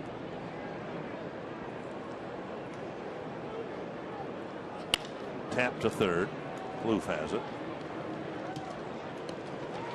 2 down. White Sox lead by a couple, and Beckham hit by a pitch. He scored. Well, you mentioned Aduno hitting 3. Beckham, getting hit and then balked over to second, and Ramirez knocking him in. Diaza getting hit, and then he scores on Ramirez's RBI double. And then Garcia getting an RBI double for the 2-run third inning. Garcia will bat with 2 out. And ball 1. Mentioned that Garcia was called up from Double-A. He had .312 last year for Erie. 215 at bats. He actually started in A-ball in 2012. Made it to Double-A. Didn't show a whole lot of power at either place. 8 home runs in Lakeland, 6 home runs in Erie. The Tigers called him up. 47 regular season at bats. And then he got 23 at bats in the postseason. Swing and a miss, 1-2. Yeah, they compared him to Cabrera, and I thought that was a good point that you brought up. Probably best him to get out of that organization because of who you're compared to, because of, kind of the build and the way you stand at home plate. But far from Miguel Cabrera. This guy more of a doubles, singles type hitter right now. But he's only 22. What Cabrera has done is he improved to the point where he was a really good hitter, and he's taken it beyond that. He's found a level the likes of which people haven't seen in baseball in decades. Well, you're kind of hoping that Albert Pujols would continue what he was on when he was with the Cardinals. Now he's, run into trouble with the Angels. But you look what Cabrera's been able to do. He's driven in 117 runs coming into this ball game, right behind Chris Davis in home runs, leading the American League in hitting. 1-2 to Garcia. He's a special player. Missed 2-2.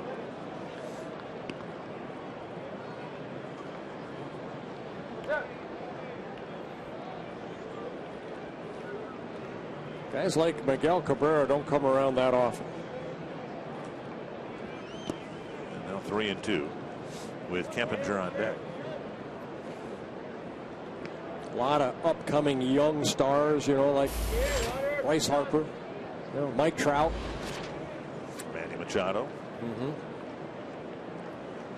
They stay healthy, they're going to be the future stars of this game of baseball. You kind of pass the baton. To left, Willingham over and dives, can't make the play. Garcia will round first and go to second. He's got a double.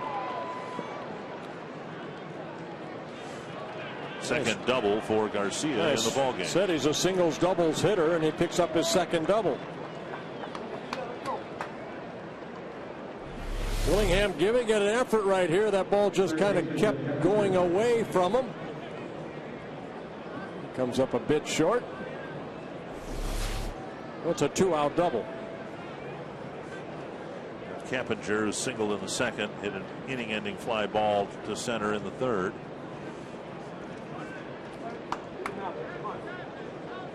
Some activity starting in the Twins bullpen. Over strike one. It's terribly unfair, just again speaking about Garcia, to have him compared to someone like Miguel Cabrera. There's a base hit to left field. Garcia to third. Willingham charges. Here's the throw, and it's nowhere near the plate. Doman flips to second, and Keppinger tagged out after his RBI single. 2 runs for the White Sox. They continue to pull away and now lead by 3.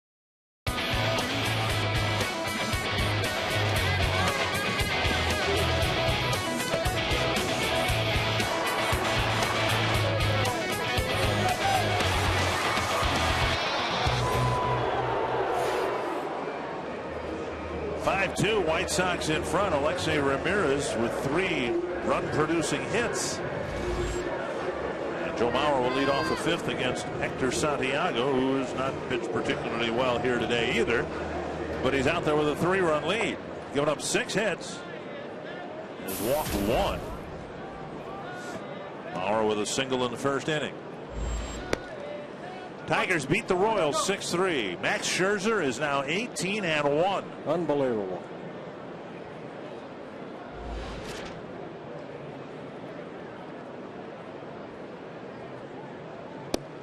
A strike, 1-1.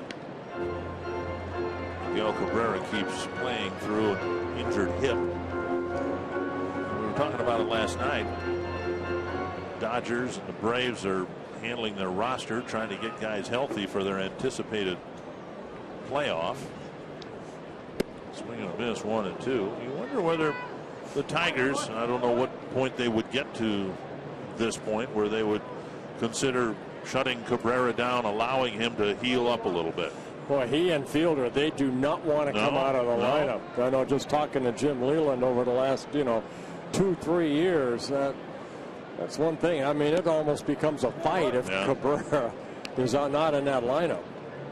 He almost demands that he's out there every day as Prince Fielder is. If they were to determine, however, that what the hip needs is rest and all that, then it might be the prudent thing to do. 2-2. And sliced foul. Twins, of course, ran into some resistance earlier this year when Ryan Doman sprained his ankle, and Twins were prepared to put him on the disabled list, and Doman showed up at the ballpark the next day and essentially talked them out of it. So I'm not going on the disabled list. I mean, look at Cabrera. He's hitting what? I don't know how many hits he got today. He came in hitting .358, leading the American League. He hit a home run, his 40th, and 117 runs batted in before today's play. Mauer grounds out to lead off the 5th. Sports and highlight show you've been waiting for is here. Fox Sports Live, as Jay and Dan O'Toole are joined by Donovan McNabb, Gary Payton, Andy Roddick, and Carissa Thompson to bring you everything you need to know about the world of sports. Fox Sports Live airs nightly on Fox Sports 1. Willingham with 1 out, nobody on base.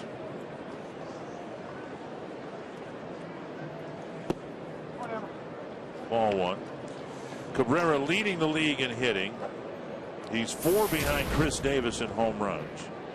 And he's leading the league in runs batted in. So back-to-back Triple Crown years, not out of the question. Exactly. And if you look at the numbers where he was last year compared to this year's a better year than last year when he won the Triple Crown. 2-0 to Willingham, who's been stinging the ball hard, and he takes ball 3.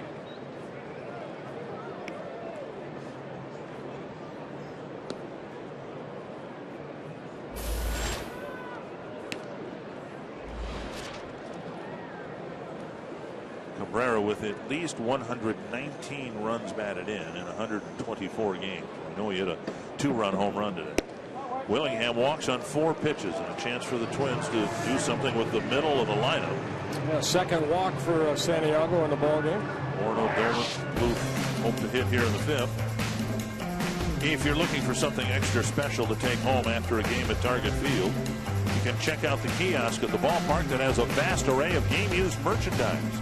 Bats, balls, jerseys, all items used in a game here at Target Field. You can check it out between gates 29 and 34 out in right field.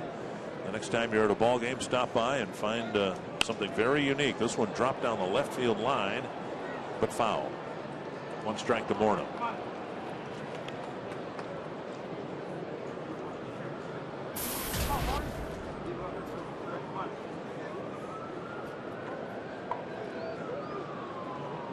Thinking for a game used baseballs, somebody who might be in the market for that is somebody who had a foul ball hit right at them and they dropped it.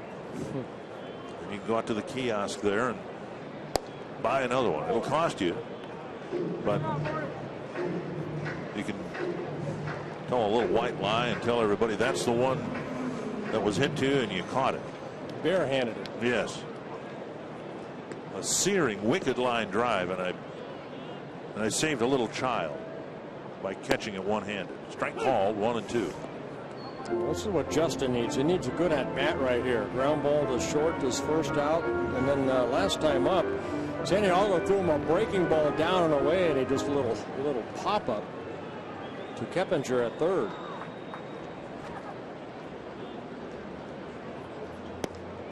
Takes a breaking pitch wide, 2-2.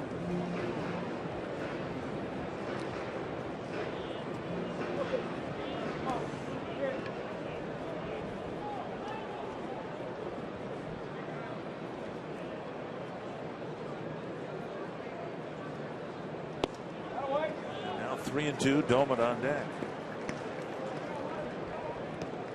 91 pitches for Santiago.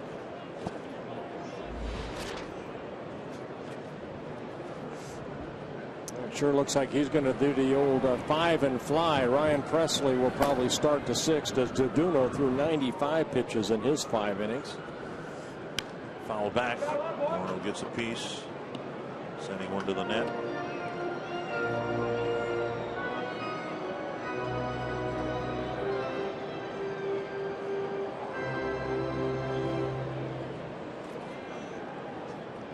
Doduno hoping to catch a bit of a second wind here in the season's final weeks. Full count to Morneau. Drilled to center and down for a hit. Morneau put the barrel of the bat on that one, and he'll get Doman to the plate representing the tying run. Yeah, that was a good at bat. Looked like a changeup right there. And he waited back nicely and hit it sharply in the center field. Reached across the plate. The Twins need a big fly here. They haven't had much in the way of clutch hitting in the last couple of ball games, and now Doman has a chance to tie the game with one swing of the bat. Been victimized by the 3-run home run, but they haven't hit one themselves the last couple of ball games. Doman hit a 2-run home run last night. Yeah, that is a left-handed hitter. His only right-handed home run came back in here against the Orioles back on May 11th. Inside ball 1. Hit a 2-run home run off of Troy Patton with the Orioles.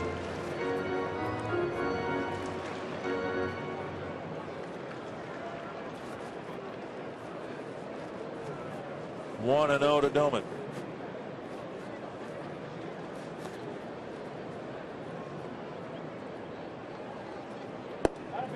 Two and 0.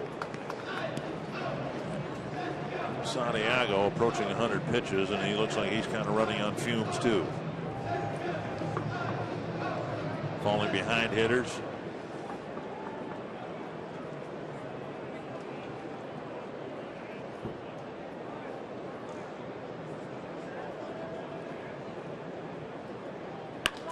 Base hit to left. Willingham to third. He'll be held, and the bases are loaded now for Trevor Plouffe.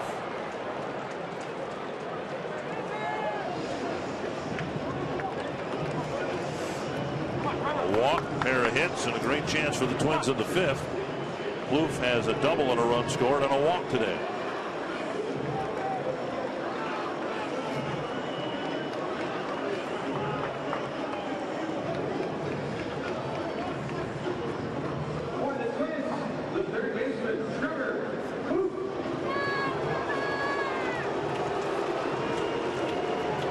Plouffe has done very well against left-handed pitching this year, hoping for a big hit against a lefty here in the 5th.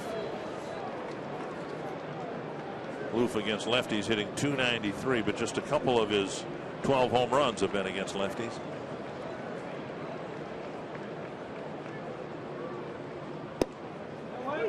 Nice strike.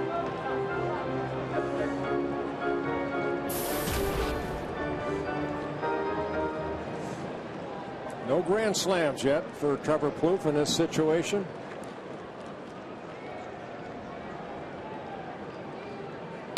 Swing and a miss, 2 strikes.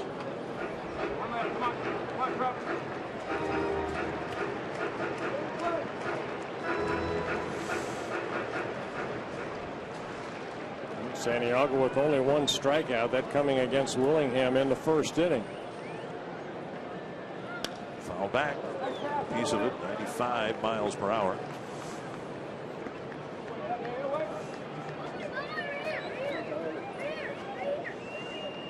This will be pitch number 100 for Hector Santiago. 0-2 to Plouffe. Popped up. Konerko with apparent room. 2 down, and that will leave it to Arcia. Come on, Steve. Pick each other up. All right, Trev. Arcia with an RBI and a ground ball in the second. He just put the ball in play and drove in the first run for the Twins. Pick each other up. Come on. And a fly ball to right field. You might be able to hear Ron Gardenhire in the dugout. We got to pick each other up. And he's asking the rookie Arcia to do it here in the 5th inning. More frustration for Trevor Plouffe. Arcia's more than held his own against lefties. He's actually hit lefties better than righties. Coming into the game with a .278 average.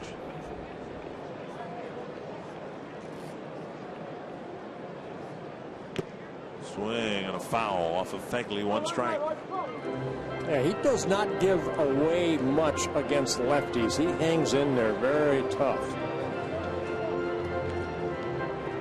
Will happily stand corrected. We've seen in the Plouffe at bat now Arcia, Santiago throwing it at 95. That's hardly running on fumes. Well, I think he realizes that this is probably your last inning, so whatever's left in the tank, he's trying to get rid of it right here. 1 strike to Arcia. Foul back, 2 strikes. Another one at 95.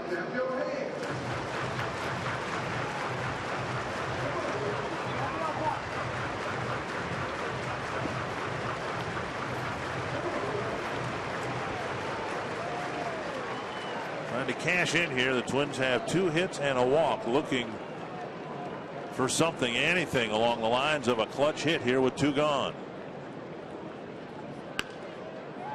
Arcia keeps the at bat alive.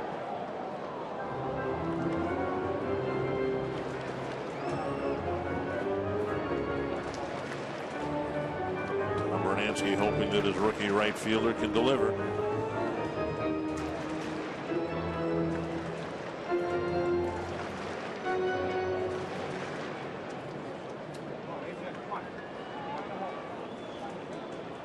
Another 0-2 pitch. Ooh, got in a 96. And off the plate. And Arcia hacked it foul.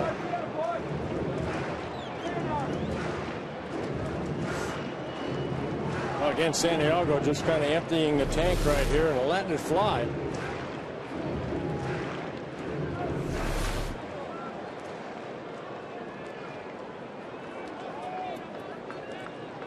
Oh-2.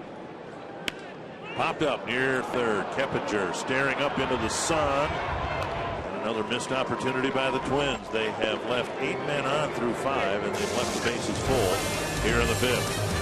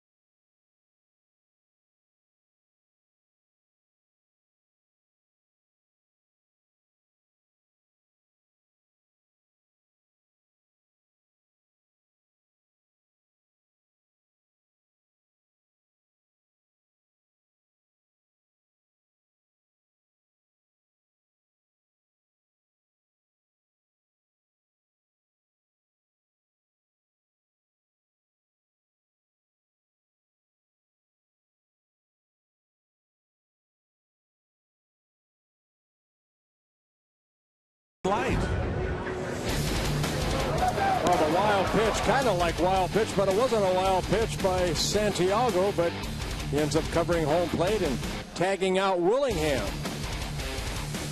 Every once in a while you see a pitcher make a play that supports the notion that they're the best athletes on the team. Thank you very much. Every once in a while. And Viciedo will hit for the White Sox. White Sox in front, 5-2. And Ryan Pressly will pitch out of the Twins bullpen. Yeah, Pressly making his 38th relief appearance. A guy that is asked a lot of times to go more than one inning, making his 38th relief appearance. You can see the innings, 57 2/3. Viciedo, Fegley, and De Aza. And the White Sox 6th. Strike on the outside corner. With both starters struggling, there really has been no pace or rhythm to this game. Seems like 75% of the pitches in the game have been pitched from the stretch because there have been men on base. Viciedo has been retired twice. A little number in front of the plate. Doman threw him out, then a soft line drive to Plouffe. This one back to Pressly. Under hands it to Morneau, 1 away. Yeah, I think if Samuel Deduno looks at what he was able to do in 5 innings, one thing that really stands out, 25 batters he faced, got strike one on only 9 of the 25. So always, you know, kind of pitching to a hitter's opportunity to get a good pitch. Well, that's kind of what did in Andrew Albers the other night, or last night. Yeah, he himself said, you know, 3-1. It seemed like every hitter was 3-1. Josh Fegley, the batter. 3-1 count. Strike one.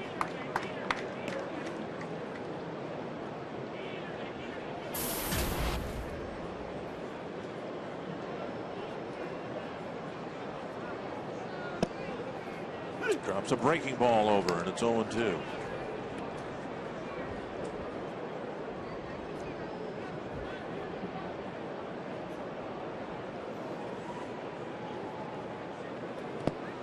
When the Twins allow themselves to look forward to 2014, I wonder what they're thinking in terms of Ryan Pressly. If he's with the club next year, doesn't have to be this year, he does, but he's with the club next year. I wonder what role it will be. I don't imagine it'll be in the role that he's in right now. He might gravitate more toward the end of the game. He might gravitate toward a role in the starting rotation. Yeah, I think a lot depends on Dick on what the club does as far as trying to go out and get some starting help. I mean, here's a guy that when he signed with the Red Sox, he was a starter up until last year when they put him in the bullpen, and that's what the Twins saw. That's why they drafted him in the Rule 5 draft. Fly ball hit to Arcia, 2 down. It's a great arm that might be a starter one day. Pitching exclusively out of the stretch these days. Join Fox Sports North at the Minnesota State Fair Thursday through Labor Day. They're at 1311 Underwood Street, across from the Ballpark Cafe. Register to win tickets to your favorite hometown team. Record a free sports update. The Fox Sports North girls will be there, including the newest member. Log on to foxsports.com. Click on the upcoming events banner for complete details. 2 gone on the 6th. Then De Aza, the batter. Swing and a miss. Well, it's kind of ways that I'm not going to compare him to Johan Santana, but that's what Santana started off in the bullpen for the Twins. Then put into the rotation, was sent down, learned a great changeup, came back up, and won 2 Cy Young awards. It was the year that he was sent down that really developed him as a Cy Young Award winner. Santana's first year was the year 2000. 5 starts, 25 relief appearances, an ERA of 6.5. That was the year where he had to be with the ball club as a Rule 5 acquisition. Then the next year he spent most of the year in the AAA, came back and made 15 appearances, 4 starts in 2001, and then was with the club full-time in 2002 and pitched half and half out of the pen, half in the rotation. And swing and a miss, and a really good inning for Ryan Pressly, just what the Twins needed. That's like a 1-2-3 inning, the first one this afternoon. Wow.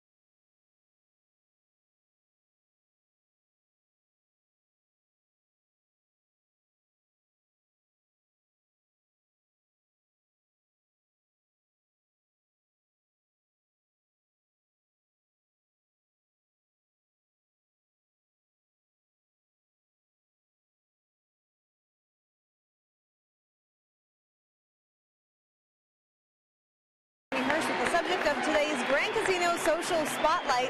We've already told you tomorrow we'll be airing a special edition of Spotlight, the Next Generation, talking about the New Britain Rockcats and some of the players coming up in the Twins system. So we want to know, what future Twins player are you most excited about and why? You can use the hashtag TwinsProspect. Share your thoughts, and we'll share them in the post-game show. Jamie, I'm sorry to laugh in the middle of your presentation there, but the ball boy almost did a reverse of what the fans typically do, falling onto the field. One strike to Wilkin Ramirez, and a pitch up high. Take a look at this right here. He did a Trevor Plouffe like Plouffe did in Kansas City. Watch out. The disappearing act. Good effort. 1-1 to Ramirez, starting the Twins' sixth against Santiago, who's still out there. Some idiot on television thought he was running on fumes in the fifth. He's out there in the sixth. You know, one thing Don Cooper, and I think we've seen it, that they let their starters, you know, go a little bit deeper than normal. 123 pitches, excuse me. 123 pitches is the most that he has thrown in an outing, and that came back in early July against the Orioles. 3-1 to Ramirez. Popped up, foul, and back into the seats. I wonder what the next innovation in pitching will be, whether it will be extended pitch counts. I know that's one of your hopes, that instead of, you know, slamming the door on guys on 100 pitches, they'd at least let it go to 120. But I mean, the next, whatever it is it going to be a four-man rotation, letting guys pitch deeper into the ball game?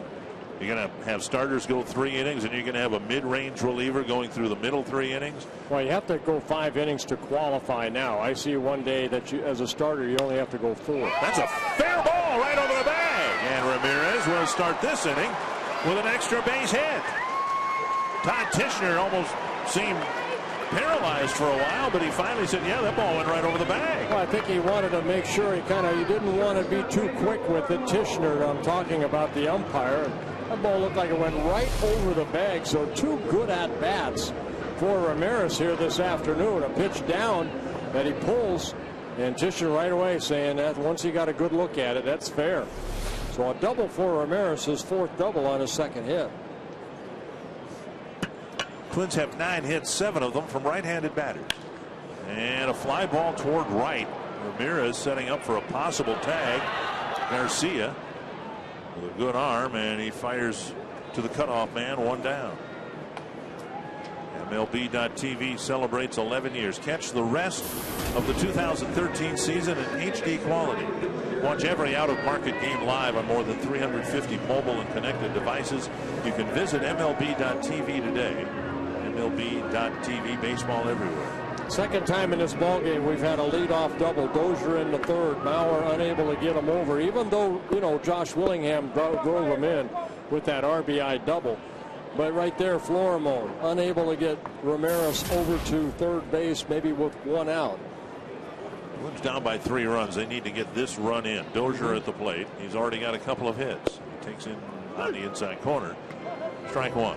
Well, let me put it to you this way. If there was one thing you could change about pitching today in terms of somebody being innovative now and the next novelty in pitching across Major League Baseball, pop up short center. Diaz comes in, and that's out number 2. What would it be? There's numerous things for me as far as starting pitching. As starters, sure. Starters I was going to say pitching in general. Do what Don Cooper's right here, letting you go a little bit deeper. You know, I think if you throw 100 or 120, not that many more different. Now, you also look at, was he under duress? And really, I mean, Santiago's been under duress the whole ball game. Sure has. So, but you know, they have enough confidence in him to go 1 more inning, and that takes more pressure off of that bullpen. Mauer in a suddenly critical at bat. Twins had a leadoff double and keep waiting for that big inning to happen, but there's a strike on the outside corner. And I think the biggest thing for me is the first 3 innings of a ball game. How many times have we seen Pelfrey or Correa or our pitchers have 50, 60 pitches after the first 3 innings. I would demand that they attack the strike zone early when they have their better stuff. Make them put the ball in play. Be more aggressive the first 3 innings, and then you see where the game takes you. 2 quick strikes to Mauer. You know, Tadeuno to this afternoon, 51 pitches after 3 innings.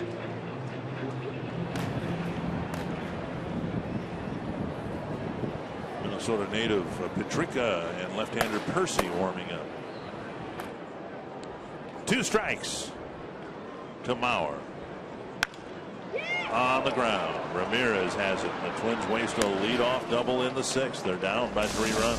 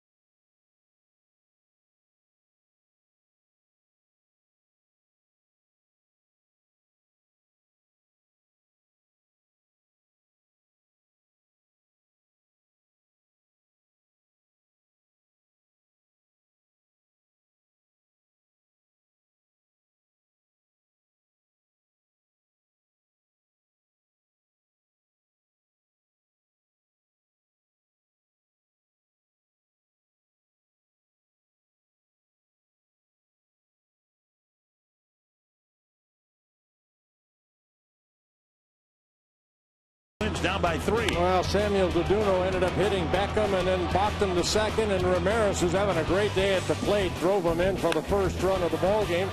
The Twins with a runner at third, thanks to a double by Plouffe and then an error, gets a run back off the bat of Arcia. Double right there, scored another run for the Indians. Garcia's hit over the head of Ramirez, scored another run, and then Ramirez himself a solo home run in the 5th inning off of Tadeuno. Gordon Beckham starts the 7th inning, and he takes strike 1 from Ryan Presley. It'll be Beckham, then that Ramirez guy, and Adam Dunn.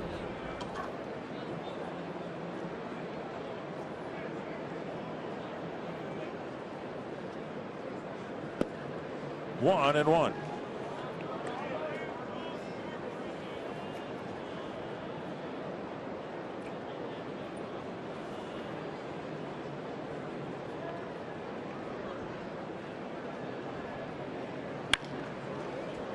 To his left. Over to Morneau. Good play, 1 away. Yeah, Presley doing a good job. Throwing strikes. 4 straight outs. Retired. Mentioned earlier that Alexei Ramirez is from Cuba. Beyond that, he is from the same region as Tony Oliva, Pinar del Rio, Cuba. Last White Sox cycle was more than 13 years ago. Talked a little bit with Ramirez before the game here the other night. He was talking with Tony, and I was eavesdropping and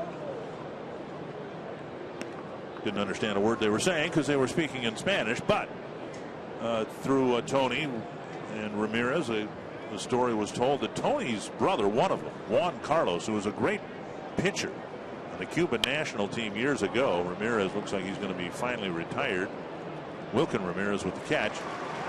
Alexei Ramirez had as a coach on the Pinar del Rio team, which is like a minor league team in Cuba, was Juan Carlos Oliva, one of Tony's brothers. So Ramirez knew of Tony, even though Tony's playing career was long gone past him by the time Ramirez was born in '81.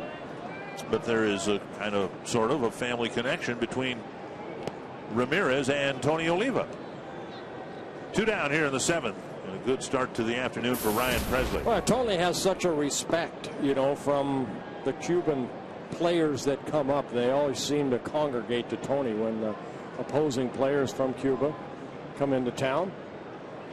Down and in, and 2-0 to Adam Dunn.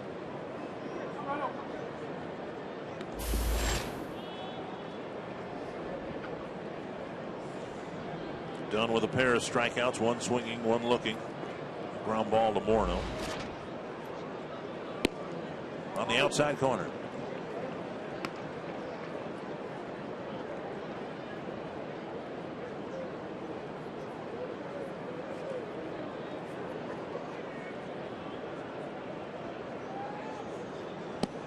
And fastball right on that outside corner again.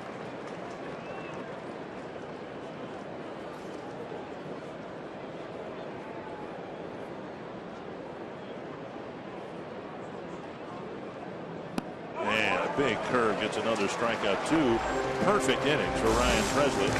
We'll try to start a comeback in the home half of the 7th.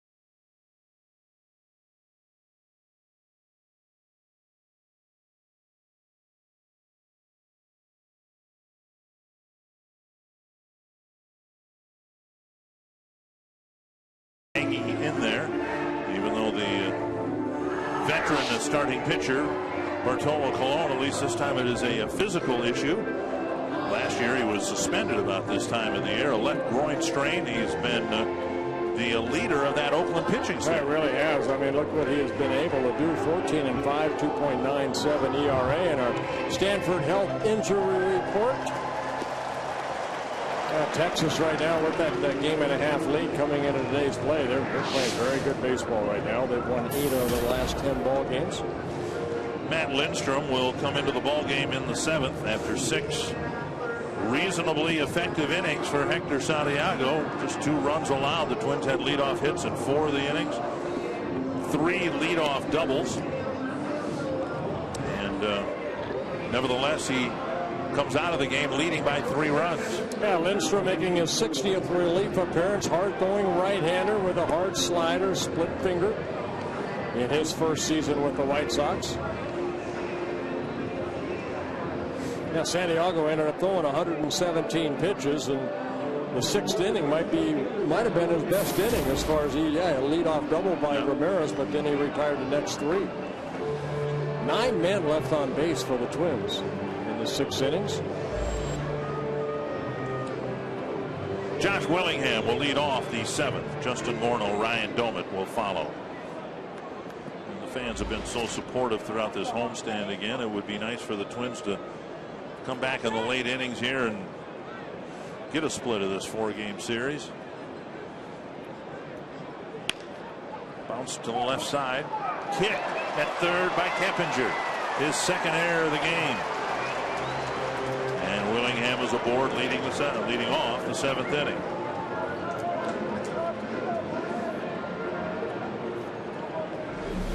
Connor Gillespie played third the first couple of ball games. Now Keppinger, and that ball just booted right there.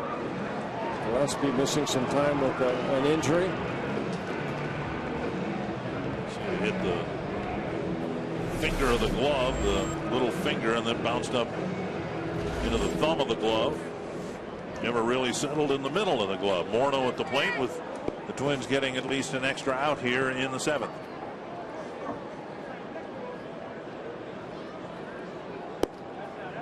Down low, ball 1.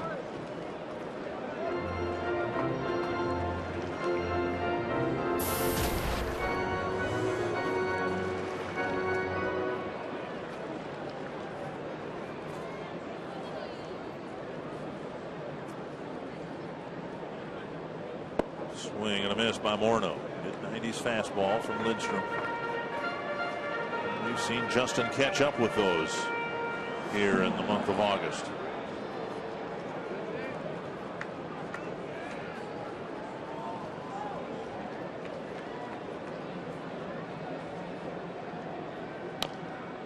Fouled at the plate, 1-2.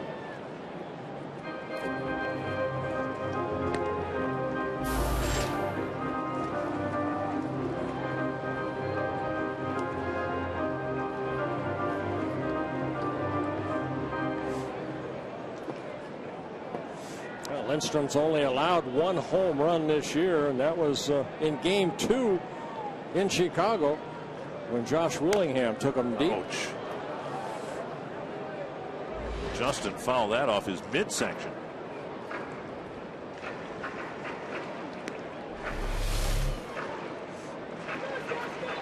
No, he didn't. It was off his foot.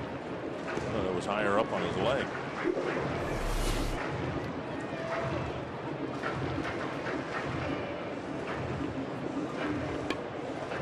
Where's that pad, but not where the ball hit. Looking right on the top of his toes.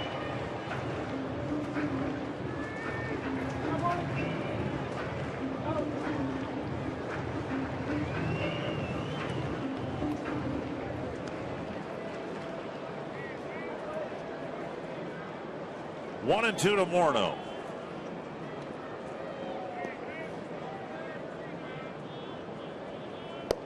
And he struck him out with a breaking pitch away.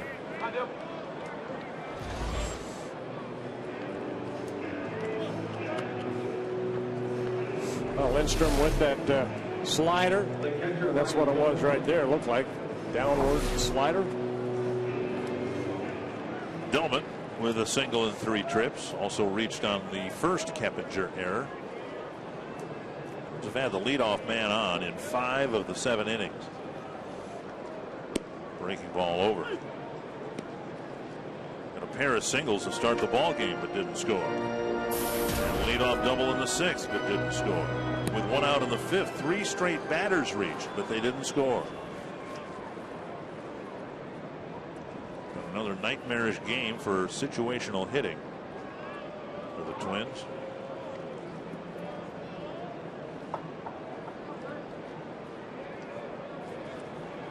One strike to Doman. Just off the outside corner, 1-1.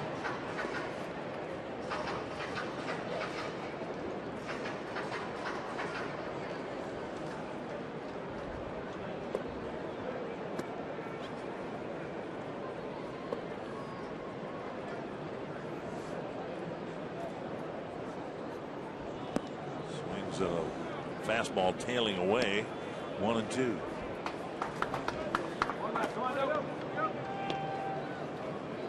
White Sox had lost 10 road games in a row, and now they have won 2 in a row here in Minnesota, and they're threatening to win another one.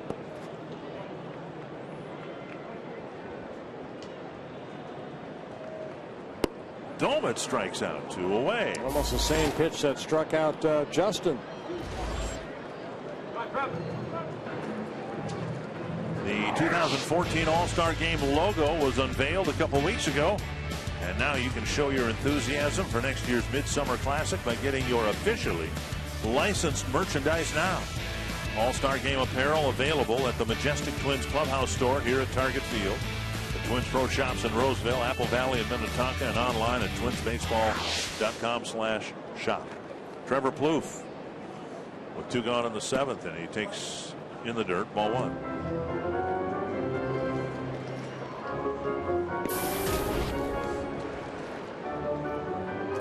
Plouffe doubled down the left field line, advanced to third on an error by Viciedo.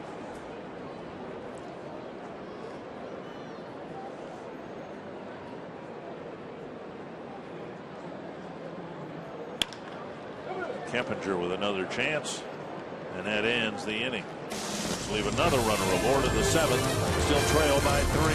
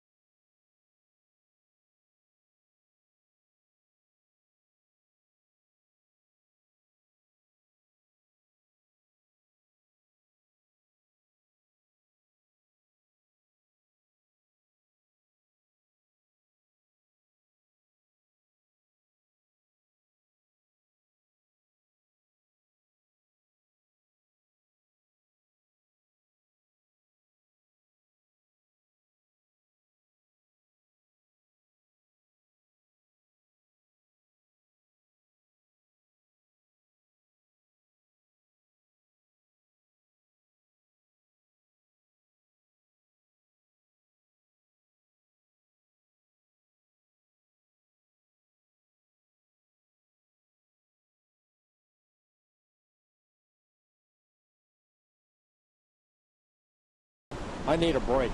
This copyrighted telecast presented by the authority of the Minnesota Twins. It may not be reproduced or retransmitted in any form. And the accounts and descriptions of this game may not be disseminated without the express written consent of the Minnesota Twins, LLC. I don't know if you need one, but you're taking one. Our final result here of our AT&T Twitter poll by a large margin, the home Ivories, the fan favorite. Down and away, ball 1. Paul Konerko, the batter, and Ryan Presley has gone 6 up, 6 down after Samuel DeDuno struggled through 5. Yeah, Presley's done a good job. 23 pitches right now, 15 for strikes. Couple strikeouts for Presley. And a guy, like I mentioned when he came in, he usually pitches multi-innings. Fastball just missing low. Presley's longest outing, you have to go back to May 8th at Fenway Park when he won that. He got the first major league win in that wild game. Twins won 15-8 over the Red Sox. 4 shutout innings in that outing. I'm going to offer my 2 cents worth, and it might not be worth that. I asked you about the next innovation or phase in pitching. You know what I'd like to see teams do universally in situations like this is make sure that when you bring like your first relief pitcher in, almost without exception, let them face everybody once. Imagine how simpler the game would be. And there's really no reason, if you're a major league pitcher, you ought to be able to get both right-handers and left-handers out, or else you would be in the minor leagues, right? But let everybody who comes in, and that's not a rule, but just as a manner of practice, let them face everybody once. In Presley's case, maybe don't let them face them twice. Well, in a game like this, yes, you want a guy like Presley who can go multi-innings, but you know, if it's a 3-2 ball game, you're gonna manage it a little different. You almost have to. In the late innings, yes. No, we're in the 8th inning now. Yeah, I would see that, but I just, to me, if you're a major league pitcher, you ought to be able to face everybody once. Now, maybe you don't have enough stuff to get them out a second time, but you should be able to get them out once. Just let them out there, rather than, you want the starters to go longer. I want the relievers to go longer. Maybe the club should start carrying 14, 15 relievers then. Twins already have 13 pitchers, 5 starters, 8 guys out of that bullpen. And they've done a great job. The bullpen has. They have worked a lot of innings. But in this intermediate range, I'm not talking about eliminating the job for a closer or anything like that. But someone like Presley or Burton or Dunston. Or Swarzak. Any of them. Just think how much quicker the game would be. You'd get by on, if you had a decent start, not a great start, just a decent start, you'd get by on 3 pitchers a game instead of 5 or 6. Presley running into trouble here in his 3rd inning of relief. Walk Konerko has fallen behind on Garcia, 3-0. Who already has a couple of doubles. Very likely would be green lighted here. That last pitch looked like it hit the bottom tier of the strike zone, and now a 4-pitch walk. And he's just trying to shoot holes in my argument is what he's doing. 2 perfect innings and now a pair of walks to start the 8th. And the frustration shown again on Ron Gardenhire. No reason, you wouldn't think, for Presley to not be given this 3rd inning of work. And you can see the last pitch on the top edge of the strike zone. C.B. Buckner maybe closed his eyes on a couple of those pitches that looked like strikes. That's what Foxtrack says.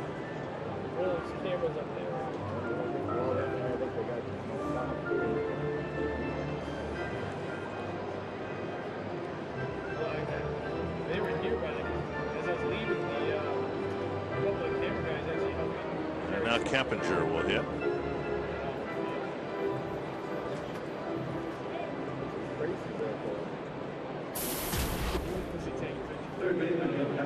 Kempinger, 2 hits at the plate, 2 errors in the field, 1 throwing, 1 fielding.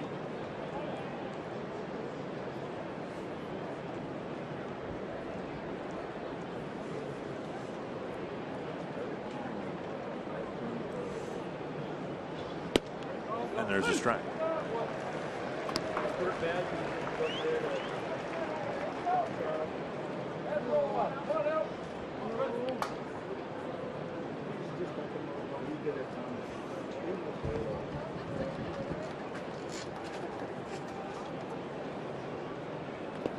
It's a heck of a stop by Doman.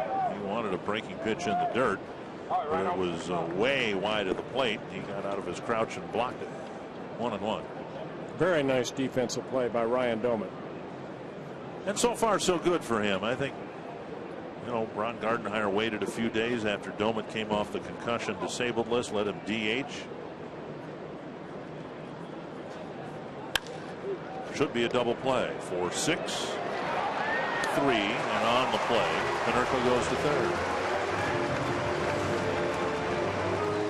The first double play turned by the Twins here this afternoon.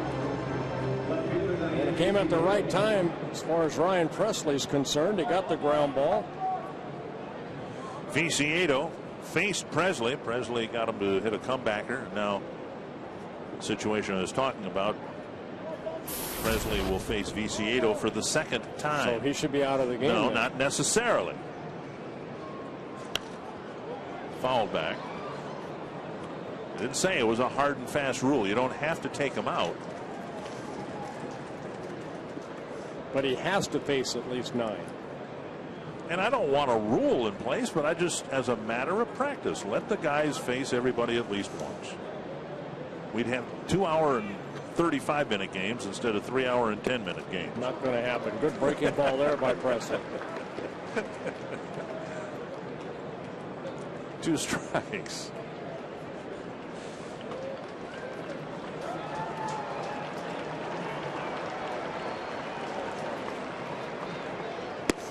You want a 2-hour and 30-some minute. Well, Elbers did that in that shutout. Yes. Yeah.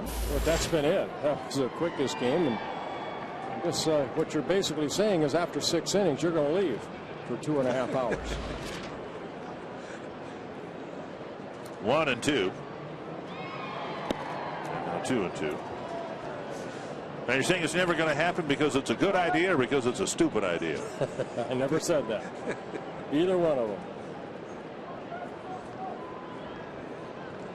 Well, Presley trying to finish off 3 innings of no-hit relief. Fouled away. Still 2-2.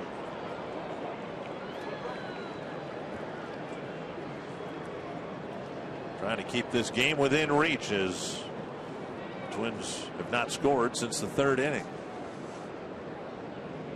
They've out-hit the White Sox 9-8.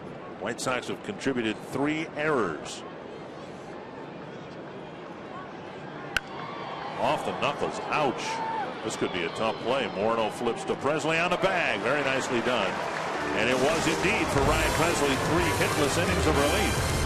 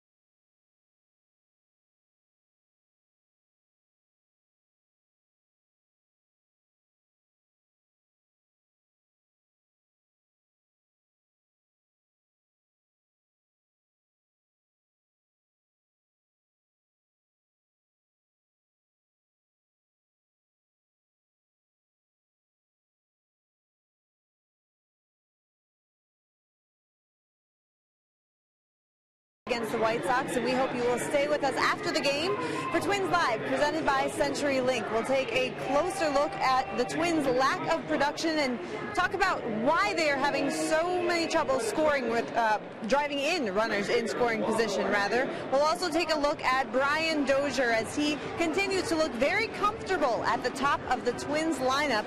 And of course, we'll get Ron Gardenhire's thoughts after the game. Well, thank you, Jamie. Twins hoping to pull one out here in the late innings. In the 8th inning, it'll be Oswaldo Arcia leading things off. 0 for 3 with a run batted in on a 2nd inning ground ball. Yeah, Matt Lindstrom out there for his 2nd inning of relief. Breaking ball over for strike 1. And Diaz moving from center over to left as Jordan Danks takes over in center field. So Viciedo out of the ball game, as it's almost same game plan as yesterday. Side 1-1.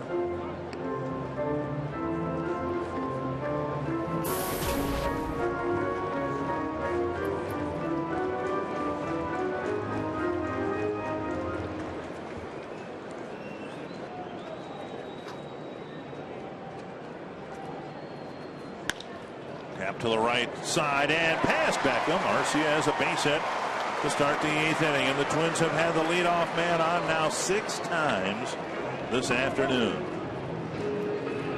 That'll bring up Wilkin Ramirez.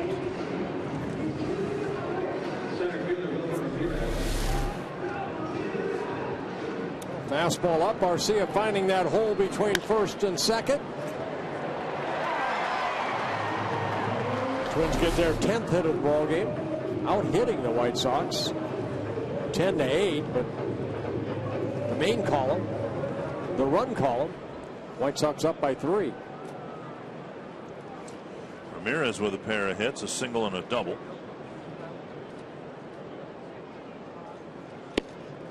It's down the middle, a strike.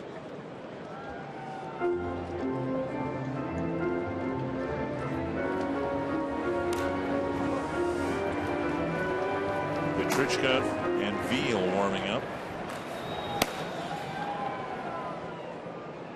Petrichka, Northfield, Minnesota native, was called up yesterday, fouled away, 2 strikes. Yeah, he comes into the ball game. That would be his major league debut. Yep.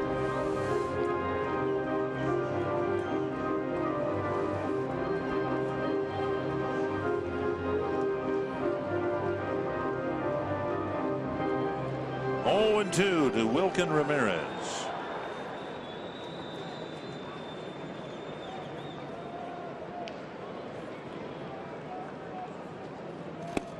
Just missed the corner. Was a 95-mile-per-hour heater near the corner, but missed.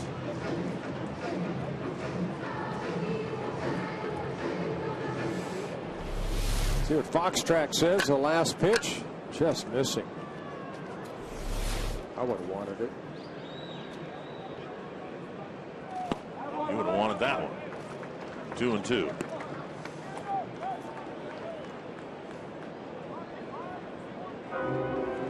$32,905 here this afternoon.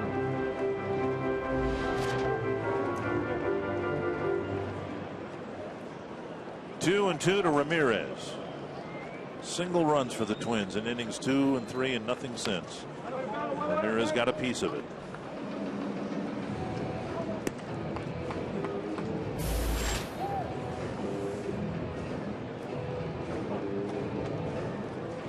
We got a chance if Petrichka comes in and Thielbar comes in.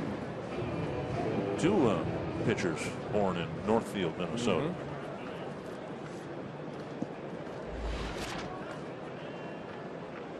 Another 2-2 to Ramirez. Struck him out. Third strikeout for Lindstrom. Getting Ramirez to chase that breaking ball down. One away, and that'll bring up Florimon. Or will it? Chris Herman now coming out of the dugout. He's going to hit for Florimon.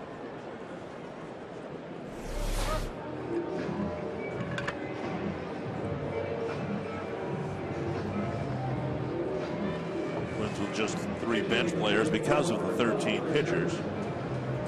And Herman will be used here. Bernier, I suspect, will move into the game in short for the 9th inning. Yeah, Chris Herman 1 for 4 as a pinch hitter, and that won the ball game the other night here for the Twins. The single.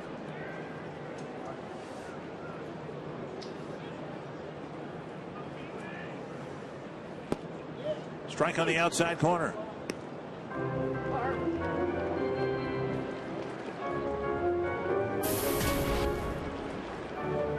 His hit, 1 hit in the series, a big one, ending the ball game in the 9th inning. 1 strike to Herman. 2 strikes.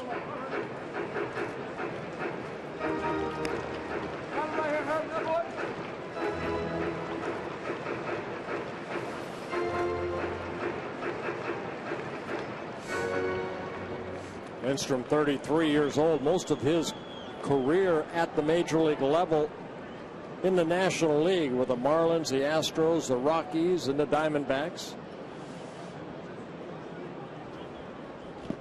That one in the dirt, and Arcia will advance. Herman checked his swing, and Fagley kept it around home plate with a nice jump by Arcia to advance to second. Yeah, good read right here. Watch it off the catcher right there, and then he scoots over to second. So a wild pitch will be charged to Lindstrom.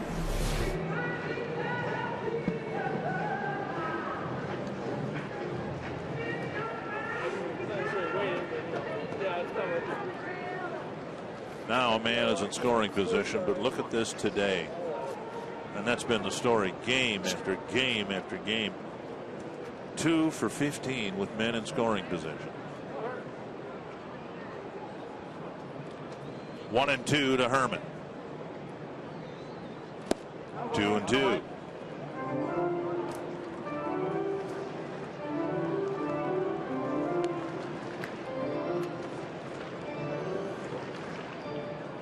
It's one of those stats that they say goes in cycles, but usually within a season. It's been a season-long problem for the Twins this year. Herman strikes out, 2 down. Yeah, on this homestand right now, the Twins right now 15 for 68 with runners in scoring position, a .221 average. Well, again, the win, the series win in Chicago was a bit deceiving because the Twins kept hitting it over the fence, but it was terrible in that series. Exactly. Dozier will try to get something done here. Hits his first 2 times up.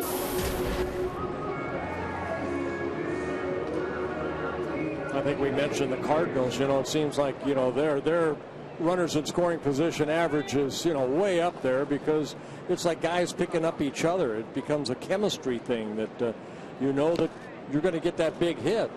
The Twins right now, I think they know too they're having a tough time, you know, driving in that run with runners in scoring position, so maybe trying a little bit too hard. But it's been an ongoing thing all season long. 1 strike to Dozier. Tap foul, 2 strikes.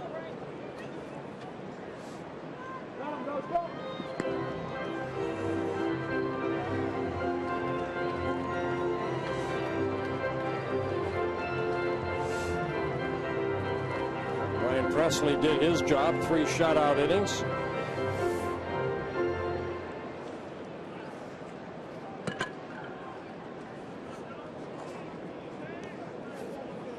Oh, 2 to Brian Dozier.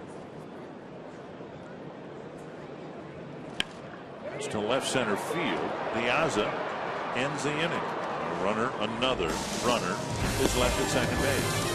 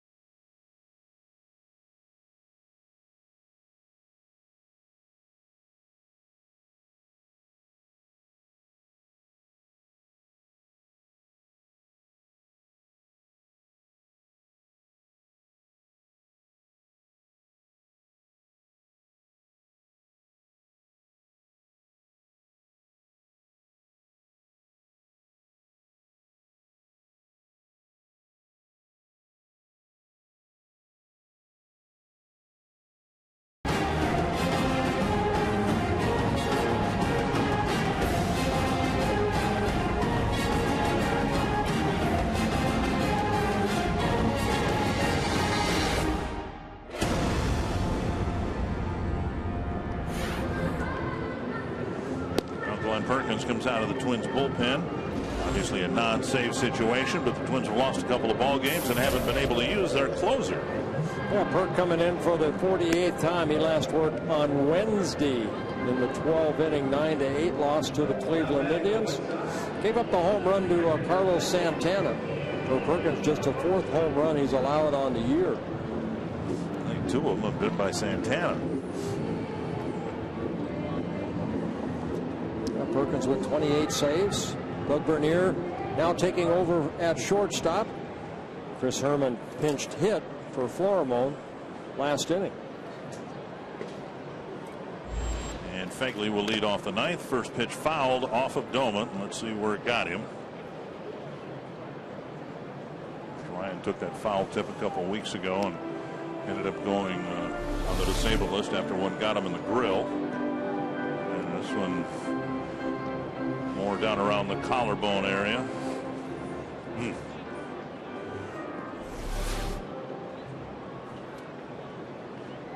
One strike to Fegley.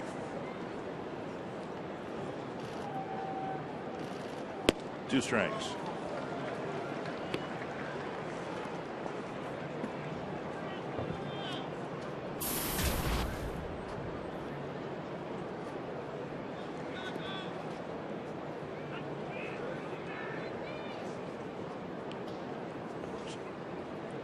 Two strikes and a pop-up foul and out of play.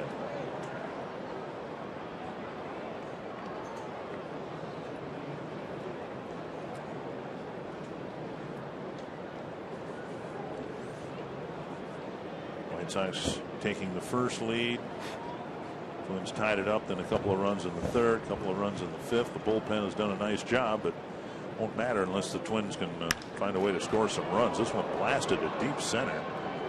But Ramirez has room for the catch, 1 away. It's already been a long day for Glenn Perkins, not a normal Sunday morning for him or his wife Alicia. The second annual 15s, and of course Glenn's number, 5K run this morning benefiting cystic fibrosis. And the race finishing here at the ballpark. TC encouraging runners along the way. There's Alicia. Very nice. One strike to De Aza. Great turnout, and congratulations to Glenn and Alicia for organizing the event, raising a lot of money. Swing and a miss, a half swing, 0-2.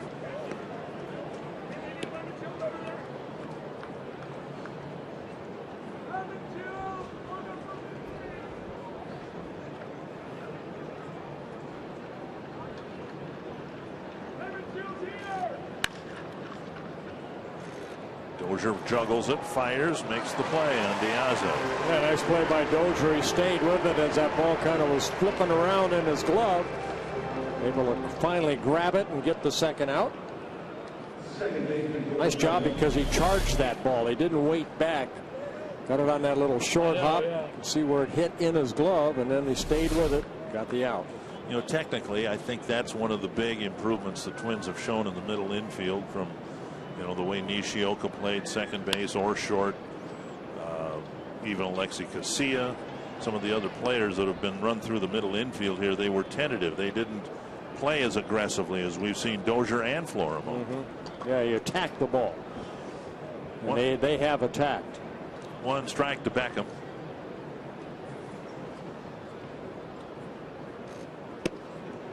And two strikes.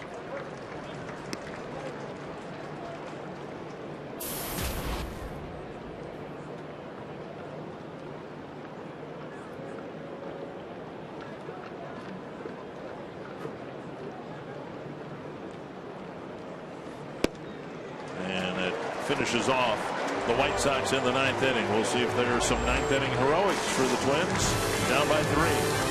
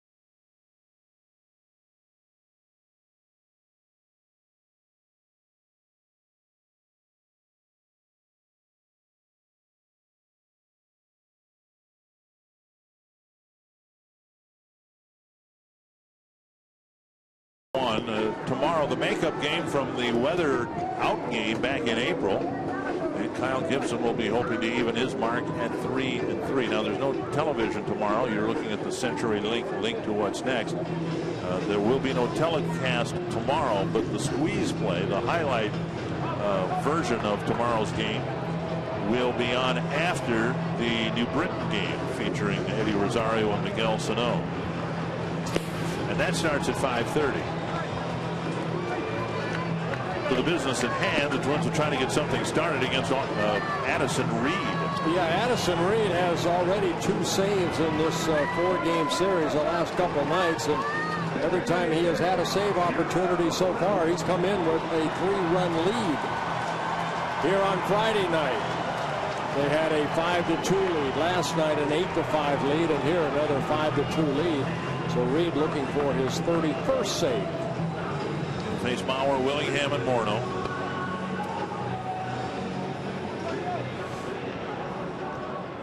Among other things, the Twins' home run string at risk here. They've yet to homer in today's game. Bauer takes low, ball 1.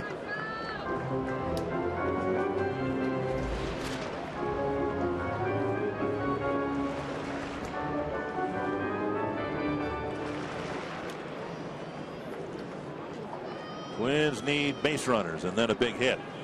Then the home run. Base runners part they've got down. The big hit has been elusive again here today. 2-0. Bauer has a hit in 4 trips.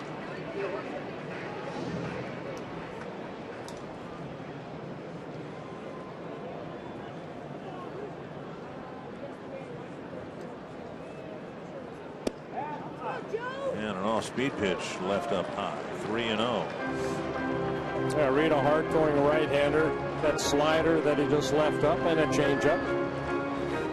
Good rookie year last year when he saved 29 ball games for the White Sox. Bauer will be taking here. He takes ball 4. Not a good way to start the ninth. We'll see if the Twins, who have had the leadoff man on now 7 times in the 9 innings and have only scored that leadoff man twice. Now for Reed, only his 14th walk in 56 1/3 innings, and 2 of those intentional. Josh Willingham will hit an RBI double in the 3rd. It may be the longest ball ever hit here. It was a foul ball, but nearly hit it out of the ballpark on the wrong side of the foul pole. And that called strike 1.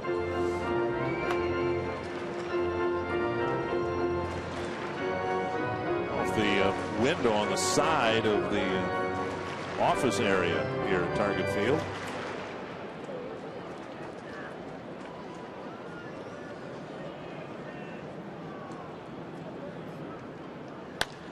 Hit hard to the right field corner, but it'll slice foul. We've seen Josh use the whole field more in this series, picking up some hits to the opposite field. Making very good contact too. You can almost hear that ball. I mean, making good crisp contact. 0-2. Such an important at bat because Morneau's on deck, and if Willingham reaches, the tying run gets to the plate. Popped up short right. A long run for Garcia, who was back by the warning track, but he comes in to make the catch 1 away. And now Morneau 1 for 4.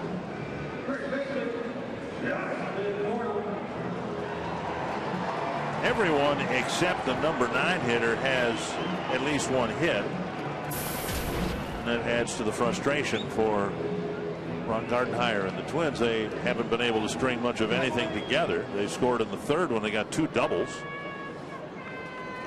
The other run scored on a ground out after Plouffe was at 3rd base. Yeah, and that was an unearned run against Santiago. Ball 1 to Morneau. And now it's Morneau's job to just get on base and give Doman some swings to tie the game.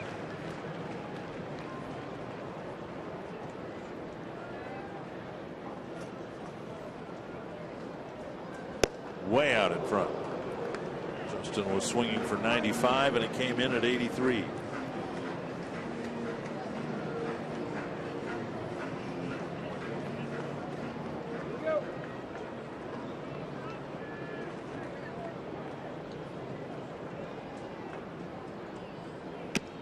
Check swing, but a foul, and it's 1-2.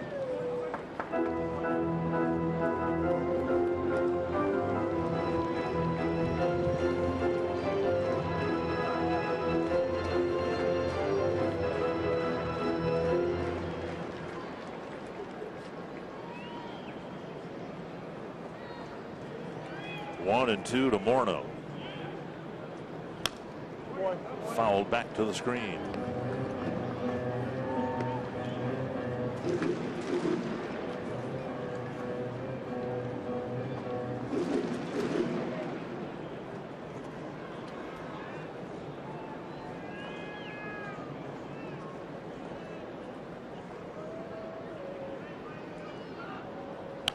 Fouled back.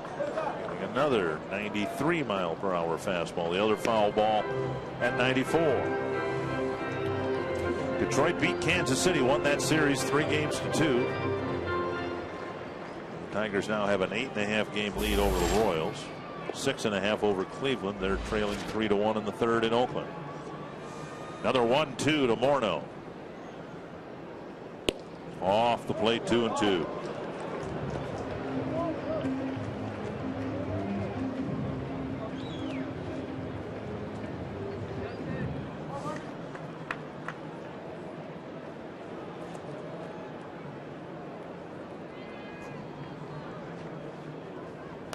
Foul at the plate. Yeah, Reed going to that slider, and Justin getting a piece of it. Justin with 14 home runs, 4 coming against the Chicago White Sox this year. 1 here earlier in the year in June, and then 3 in that 4-game series in Chicago. Call, third strike. Reed got one in at the knees, according to C.B. Buckner, 2 down. And that'll bring up Doman. Let's take a look at this pitch right here.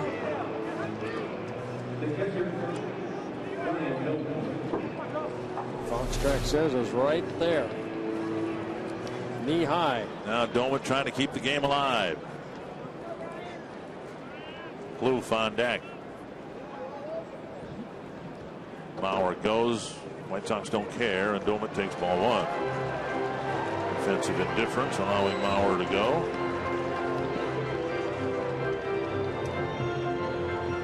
One and 0 to Ryan Doman.